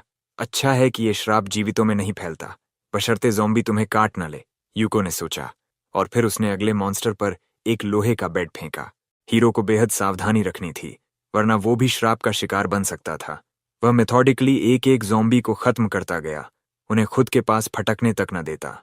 एक और अनडेड का सिर जमीन पर लुढ़कता गया, यूको की तेज तलवार से कटा हुआ। युवक ने बेड्स को शील्ड्स की तरह इस्तेमाल किया ताकि ज़ॉम्बी के काटने से खुद को बचा सके। एक ज़ॉम्बी तो दीवार से जा टकराई जब उस पर बेड फेंका गया, लेकिन मॉन्स्टर्स की तादाद ज्यादा थी और उन्हें रोकना मुश्किल होता जा रहा था। युवक ने बेड्स की लाइन लगाकर एक टेम्परेरी फेंस बना दी। इस फेंस ने थोड़ी देर के लिए ज़ॉम्बीज को रोका और यूको ने कुछ की संख्या कम भी कर दी, पर मॉन्स्टर्स लगातार दबाव बनाए हुए थे, जैसे किसी भी हाल में अपनी शिकार तक पहुंचना चाहते हों। तभी हीरो की नज़र एक ज़ॉम्बी की गर्दन पर लटके टैलिस्मैन पर पड़ी। ये उस जमाने का मशहूर एडवेंचरर था, एक ऐसा वॉरियर जो कभी हीरो था, आज एक डरावना मॉन्स्टर बन गया था। ये किसी त्रासदी से कम नहीं थी। तभी युवक को पीछे से दरवाजे की हैंडल हिलती हुई महसूस हुई। कोई या कुछ अब अंदर आने की कोशिश कर रहा था। यूकिटो को एहसास हुआ कि कोई बाहर से दरवाजा खोलने की कोशिश कर रहा है। अगले ही पल दरवाजा खुला और दो और लिविंग डेड कमरे में घुस आए। वो संतुलन खो बैठे और जमीन पर गिर पड़े, लेकिन अब हीरो चारों तरफ से घिर चुका था। तकाहाशी ने खुद को दिलासा दिया, आसान होगा। 1 सेकंड बाद ही पहले अनडेड का सिर धड़ से अलग हो गया। दूसरी ज़ॉम्बी अभी जमीन पर पड़ी थी और युवक ने बिना देरी किए तलवार घुमा दी। लेकिन तभी सिस्टम के रेडार पर कुछ अजीब दिखा। वो महिला न्यूट्रल टारगेट के रूप में ग्रीन लाइट से चमक रही थी। एक पल में ही वो बदनसीब महिला अपना सिर उठाकर मदद की गुहार करने लगी। उसकी आंखों में डर साफ झलक रहा था। तकाहाशी हैरान था, ये महिला अब तक जिंदा थी। यूकिटो ने अंदाजा लगाया, शायद ये कोई फ्यूनरल होम की कर्मचारी थी जो लाशें इकट्ठा करने आई थी। ज़ॉम्बी को दोबारा इंसान नहीं बनाया जा सकता, लेकिन अगर काटे जाने के तुरंत बाद बचाया जाए तो उम्मीद हो सकती है। हीरो के मन में ख्याल आया। वह महिला के पास झुका, लेकिन उसके पास जरूरी टूल्स नहीं थे। ऊपर से बेड्स की बैरिकेड ज्यादा देर टिक नहीं पाएगी। हीरो के लिए यह निर्णय लेना कठिन था। ऐसे हालात में उसे मरने देना ही शायद तर्कसंगत लगता, लेकिन यूको एफिशिएंसी से चलने वाला हीरो नहीं बनना चाहता था। अब ब्रेसलेट ऑफ चेंज इस्तेमाल करने का समय आ गया था। उसने मैजिकल आर्टिफैक्ट एक्टिवेट किया। सिस्टम ने उसकी पुष्टि की। इस महिला को ठीक करने के लिए एल्केमिकल टूल्स की जरूरत थी। उसे बस पोषण पीने वाले की ब्लड ड्रॉप चाहिए थी। यूको को वो एलिक्सर रेसिपी याद थी जो ज़ॉम्बी बाइट को ठीक कर सकती थी। हीरो झुका और तलवार से महिला की उंगली हल्के से काटी। रक्त की एक बूंद स्टील पर टपकी। उसने वो बूंद एक खास फ्लास्क में इकट्ठा की जिसमें एंटीडोट तैयार किया जाना था। अब सारे इंग्रेडिएंट्स जमा हो चुके थे, बस पोषण बनाना बाकी था। यूको जमीन पर बैठ गया और धीरे धीरे सभी कंपोनेंट्स मिलाने लगा। जब आखिरी सामग्री डाली गई, टास्क लगभग पूरा हो गया, लेकिन युवक बहुत घबराया हुआ था। क्या उसने सब कुछ सही किया? सिस्टम ने सेक्रेड एलिक्सर ऑफ प्यूरिफिकेशन का प्रोडक्शन शुरू किया। फिर वार्निंग आई, उसका एल्केमी लेवल कम था, सक्सेस चांस सिर्फ 25% था। एडवांस्ड सिंथेसिस की कमी के कारण सक्सेस चांस 70% पर अटका था। सिस्टम ने मैजिकल एबिलिटी भी इनसफिशिएंट बताई, लेकिन यूको की किस्मत कमाल की थी। एलिक्सर सफलतापूर्वक तैयार हो गया। तकाहाशी राहत से मुस्कुराया। उसने महिला से कहा, थोड़ा और इंतजार करो। फिर हीरो झुककर एलिक्सर को उसके मुंह में डालने लगा।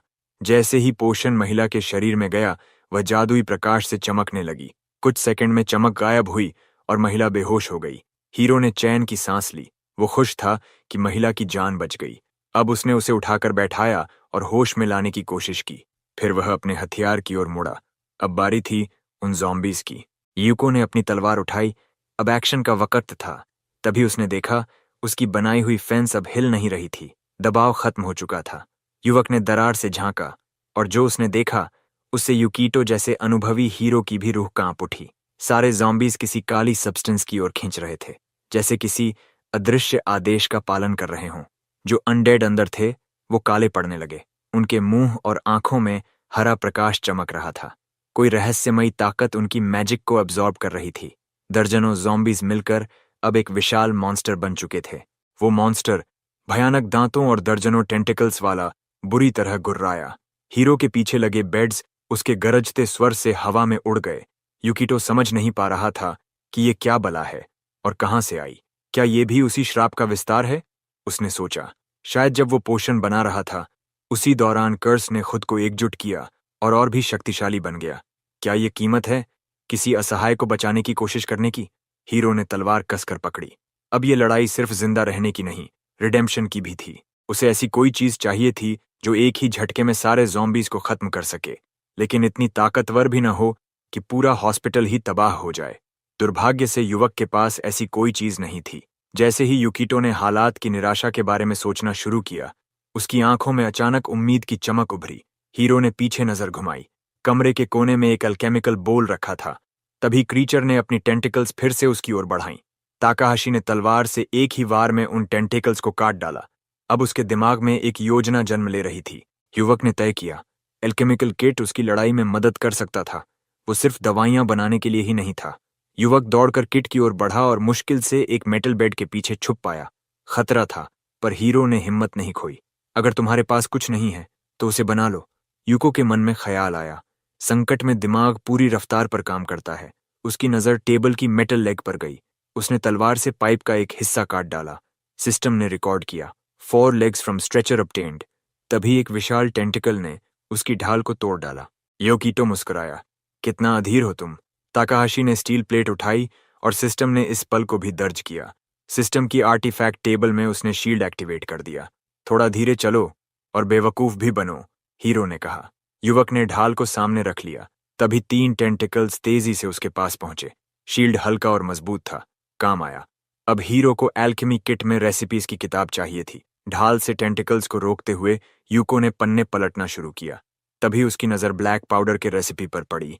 पोटेशियम नाइट्रेट, सल्फर और चारकोल चाहिए थे। ताकाहाशी थोड़ा निराश हुआ। मॉग में ये चीजें कहाँ मिलेंगी? वो ब्रेसलेट से किसी दुकान टेलीपोर्ट हो सकता था, मगर ब्रेसलेट की ओर देखा तो पाया एनर्जी पूरी तरह खत्म हो चुकी थी। पूरे दिन उसे इस्तेमाल किया था। तभी भागते हुए युवक को ख्याल आया, ये सामग्री मैं खुद भी बना सकता हूँ। उसकी तेज नजर कोने में पड़ी लकड़ी पर गई। चारकोल के लिए परफेक्ट। उसने सीडर वुड उठाकर मैजिक कॉल्ड्रन में डाल दिया। सिस्टम ने चेतावनी दी, alchemy cannot help create this ingredient, success chance 25%। मगर यूको की किस्मत ने साथ दिया। चारकोल तैयार हो गया। अब सल्फर और पोटेशियम नाइट्रेट बचा है, हीरो ने सोचा। लड़ाई जारी रखते हुए भी वो दिमाग चलाता रहा। उसने मॉन्स्टर पर कई वार किए, जिससे वो पल भर के लिए उलझ गया। अब उसे इंटरनेट की मदद लेनी थी। युवक ने जीपीटी चैट में पूछा, इन दोनों के लिए क्या विकल्प हो सकता है? जवाब आया, ये दोनों आम मैच स्टिक्स में मिल जाते हैं। हीरो की नज़र इंसेंस के बर्तन पर गई। उन्हें जलाया तो होगा ही, उसने सोचा। यूको ने उस महिला की ओर देखा जिसे उसने बचाया था। वो अब भी बेहोश थी। युवक ने झुककर उसका पर्स उठाया। एक उम्मीद थी, शायद अंदर कुछ काम की चीज मिले। उसने बैग की सारी चीजें जमीन पर पलट दीं। ताकाहाशी की नज़र तुरंत माचिस पर गई। उसने बिना देरी उन्हें एल्केमिकल कॉल्ड्रन में डाल दिया ताकि जरूरी कंपोनेंट्स निकाले जा सकें। सिस्टम को फिर शक था कि सफलता मिलेगी या नहीं, पर हीरो की किस्मत फिर चमकी। सल्फर और पोटेशियम नाइट्रेट दोनों मिल गए। अब ब्लैक पाउडर बनाने का समय था। प्रोडक्शन तेजी से और सफलतापूर्वक पूरा हो गया। सफलता फिर यूको के साथ थी, लेकिन कहानी अभी खत्म नहीं हुई थी। अब एक बुलेट तैयार करनी थी। हाई क्वालिटी बुलेट भी तैयार हो गई। अब हीरो इस कहानी को खत्म करने के करीब था। युवक की नज़र फिर उस महिला के बैग पर गई। उसे याद आया कि वहां कुछ और काम की चीज थी। वो तेजी से पास गया, बैग खोला और उसमें रखा नोटबुक निकाल लिया। उसने पन्ने पलटे और कुछ लिखने लगा। शायद ये आखिरी तैयारी थी इस भयानक लड़ाई के लिए। जब वो लिख चुका, यूको ने कागज पर बने चित्र को गौर से देखा। उसके चेहरे की मुस्कान बता रही थी उसे अपनी योजना पर पूरा भरोसा था। तभी जब हीरो जरा सा भी विचलित हुआ, वो मॉन्स्टर जो फिर से ठीक हो चुका था झपट पड़ा। ज़ॉम्बी बुरी तरह गुर्राया, जैसे मानो अब उसका शिकार खत्म होने वाला हो। वो सीधे युवक की तरफ बढ़ा। यूको ने हल्की मुस्कान के साथ सोचा, ज़ॉम्बीज के खिलाफ सबसे असरदार हथियार क्या होता है? युवक ने कागज का टुकड़ा फाड़कर उसे कॉल्ड्रन में डाल दिया। उसने पिस्तौल का एक स्केच बनाया था जो ब्लैक पाउडर बुलेट चलाने के लिए जरूरी था। सिस्टम विंडो में तकाहाशी ने व्हीलचेयर की मेटल लेग का आइकॉन एक्टिवेट किया। एल्केमिकल कॉल्ड्रन में नया रेसिपी बनना शुरू हुआ। हमेशा की तरह सिस्टम ने चेतावनी दी, lack of metallurgy skills, poor quality possible. लेकिन यूको की किस्मत फिर काम आई।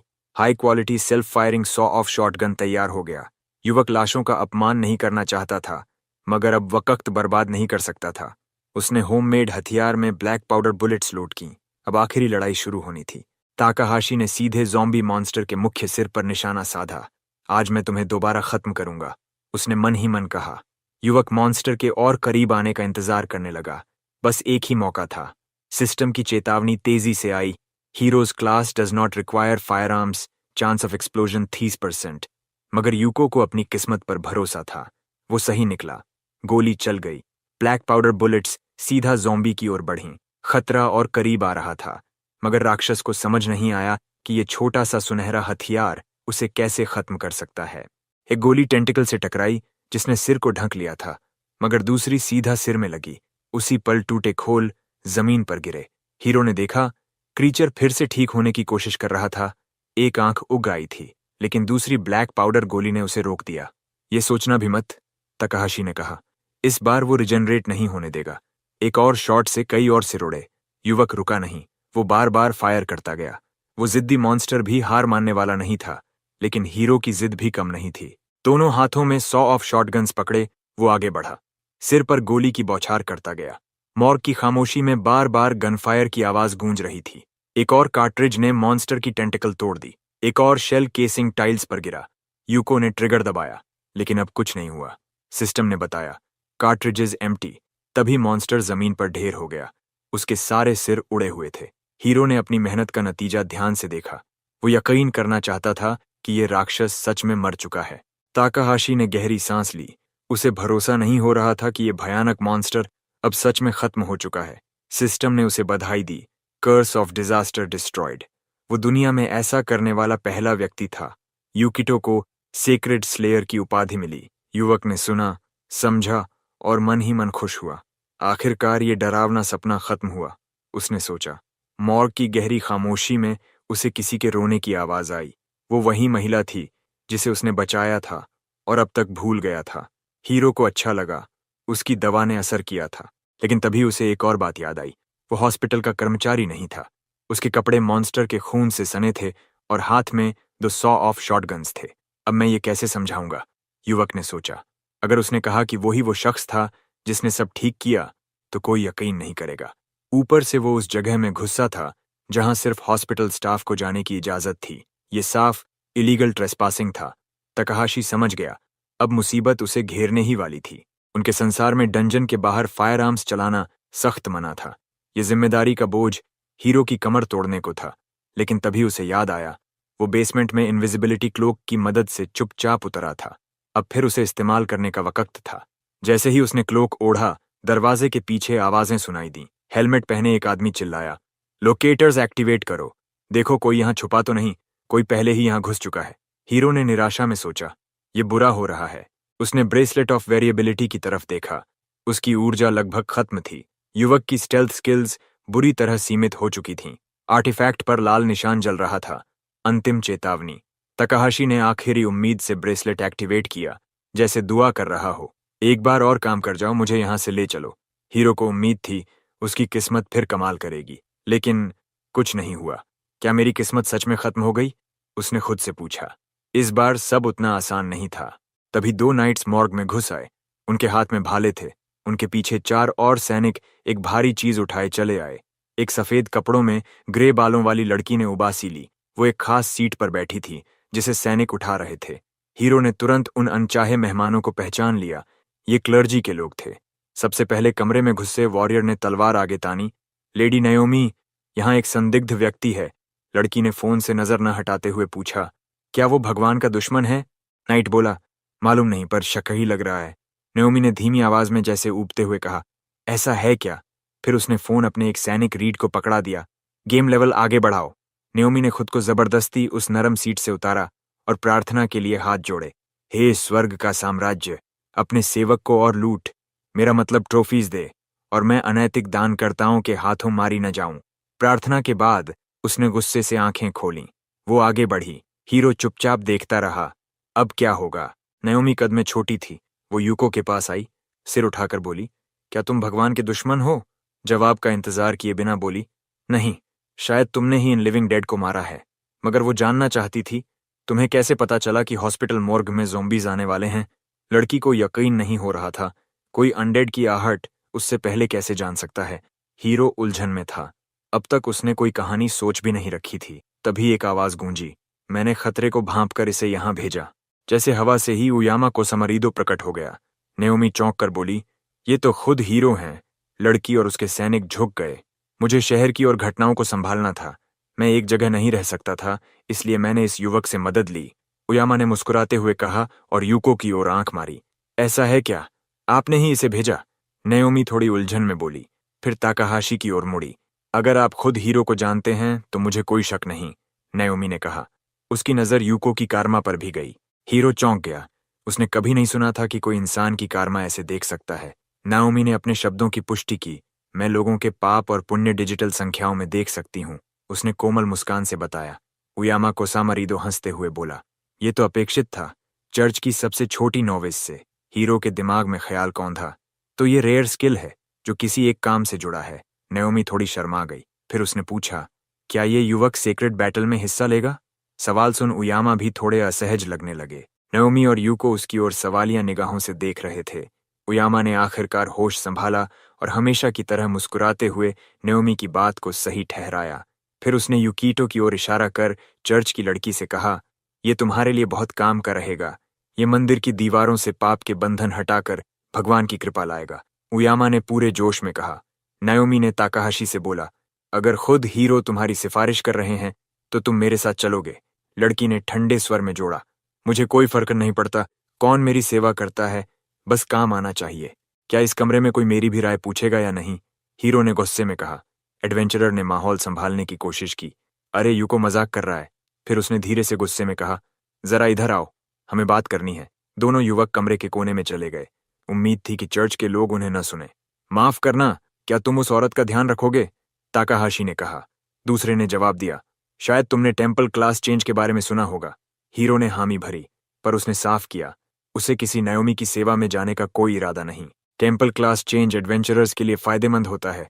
अगर तुम अपनी क्लास सुधारना चाहते हो या बदलना, तो मंदिर मदद करेगा, उयामा ने समझाया। फिर उदासी से बोला, पिछले जीवन में मैं एक आपदा की वजह से मंदिर नहीं बचा पाया। पुराने दुखद दृश्य उसकी आंखों में लौट आए। एक डरी हुई चर्च सेविका खून से लथपथ जमीन पर पड़ी थी। मंदिर गिरने से एडवेंचरर्स कमजोर हुए, जबकि दुश्मन ताकतवर होते गए। यूको ने कहा, अगर तुम्हें मालूम है क्या होगा तो खुद संभालो सब। उदास हीरो ने जवाब दिया, काश कर पाता। पर मैं नहीं कर सकता। हमारे संसार में अभी कई खतरे हैं जिन्हें रोकना मेरी जिम्मेदारी है, उयामा ने कहा। तकाहाशी ने हार नहीं मानी। मुझे इससे कोई मतलब नहीं, एडवेंचरर ने उसे सलाह दी। जरा सोच कर देखो, चर्च से जुड़कर तुम डंजन में और गहराई तक जा पाओगे।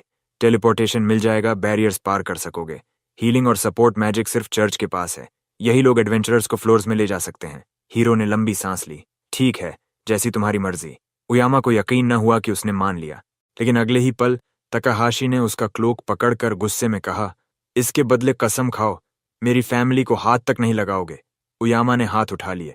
मैं कसम खाता हूं, जो इस संसार के लिए उपयोगी हैं, उनका कोई नुकसान नहीं करूंगा। हीरो ने ठंडी आवाज में कहा, तो जब मैं काम का न रहूं, मुझे भी खत्म कर दोगे? एडवेंचरर बोला, तुम्हारे शब्द ऐसे हैं जैसे मैं कोई धमकी दे रहा हूं, पर असल में मैं बस थोड़ी मदद मांग रहा था। यूको ने हामी भरी। ठीक, पर बताओ, मैं किस चीज में फंस रहा हूं? जैसे ही उयामा बताने ही वाला था, नेओमी पास आ गई। बात खत्म हो गई। ब्लॉन्ड एडवेंचरर ने चौड़ा मुस्कान दी। माफ कीजिए, आपको इंतजार करवा दिया। लड़की ने कहा, कोई बात नहीं, हम यहाँ गंदगी साफ करने में व्यस्त थे। फिर बिना कुछ और कहे नेओमी ने अपना स्टाफ उठाया। उसने हीरो की तरफ इशारा किया और एक जादू से उसके कपड़ों से लड़ाई के सारे निशान मिटा दिए।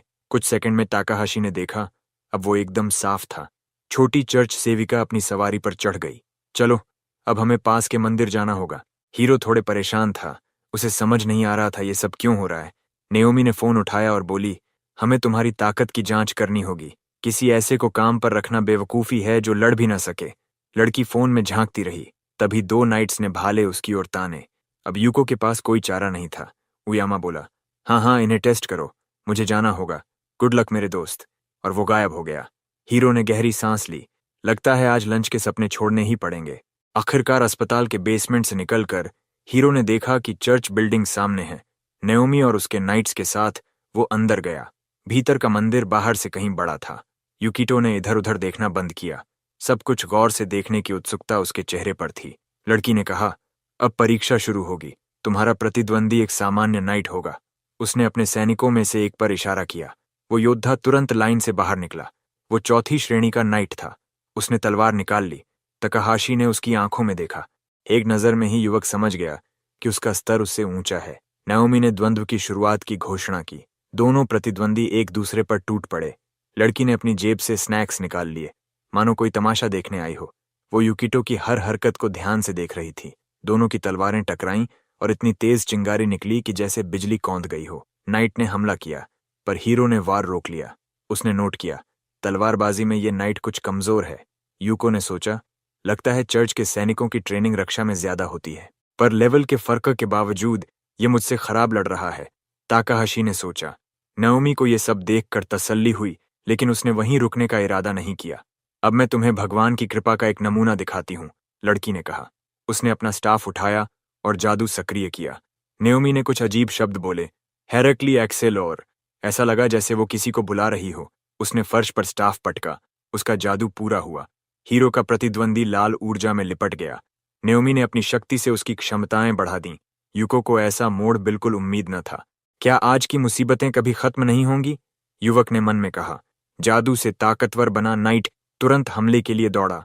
अब वो पहले से कहीं ज्यादा तेज और फुर्तीला था। तकाहाशी ने तुरंत ये बदलाव महसूस किया। जैसे जैसे वॉरियर की चोटें और वार रोकना मुश्किल हो रहा था, उसने नाओमी की ओर गुस्से से देखा। ये तो सरासर अन्याय है। चर्च के योद्धाओं की सहन शक्ति और रक्षा आंकड़े पहले ही बहुत ऊंचे होते हैं। हीरो ने निराशा में सोचा। युवक समझ गया कि शक्ति के बफ्स के साथ वो लंबी लड़ाई नहीं झेल पाएगा। लेकिन यूको हार मानने वालों में नहीं था। उसने अपने प्रतिद्वंदी की आर्मर पर नजर गड़ाई, किसी कमजोर जगह की तलाश में। उसकी मेहनत सफल हुई। चर्च वॉरियर के मेटल गॉन्टलेट पर उसकी नजर ठहर गई। कुछ ही सेकंड में वो देख सका कि नाइट की आर्मर उतनी मजबूत नहीं जितनी दिखती है। ताकाहाशी को अपनी जीत का मौका दिख गया। उसने तुरंत शील्ड सक्रिय किया।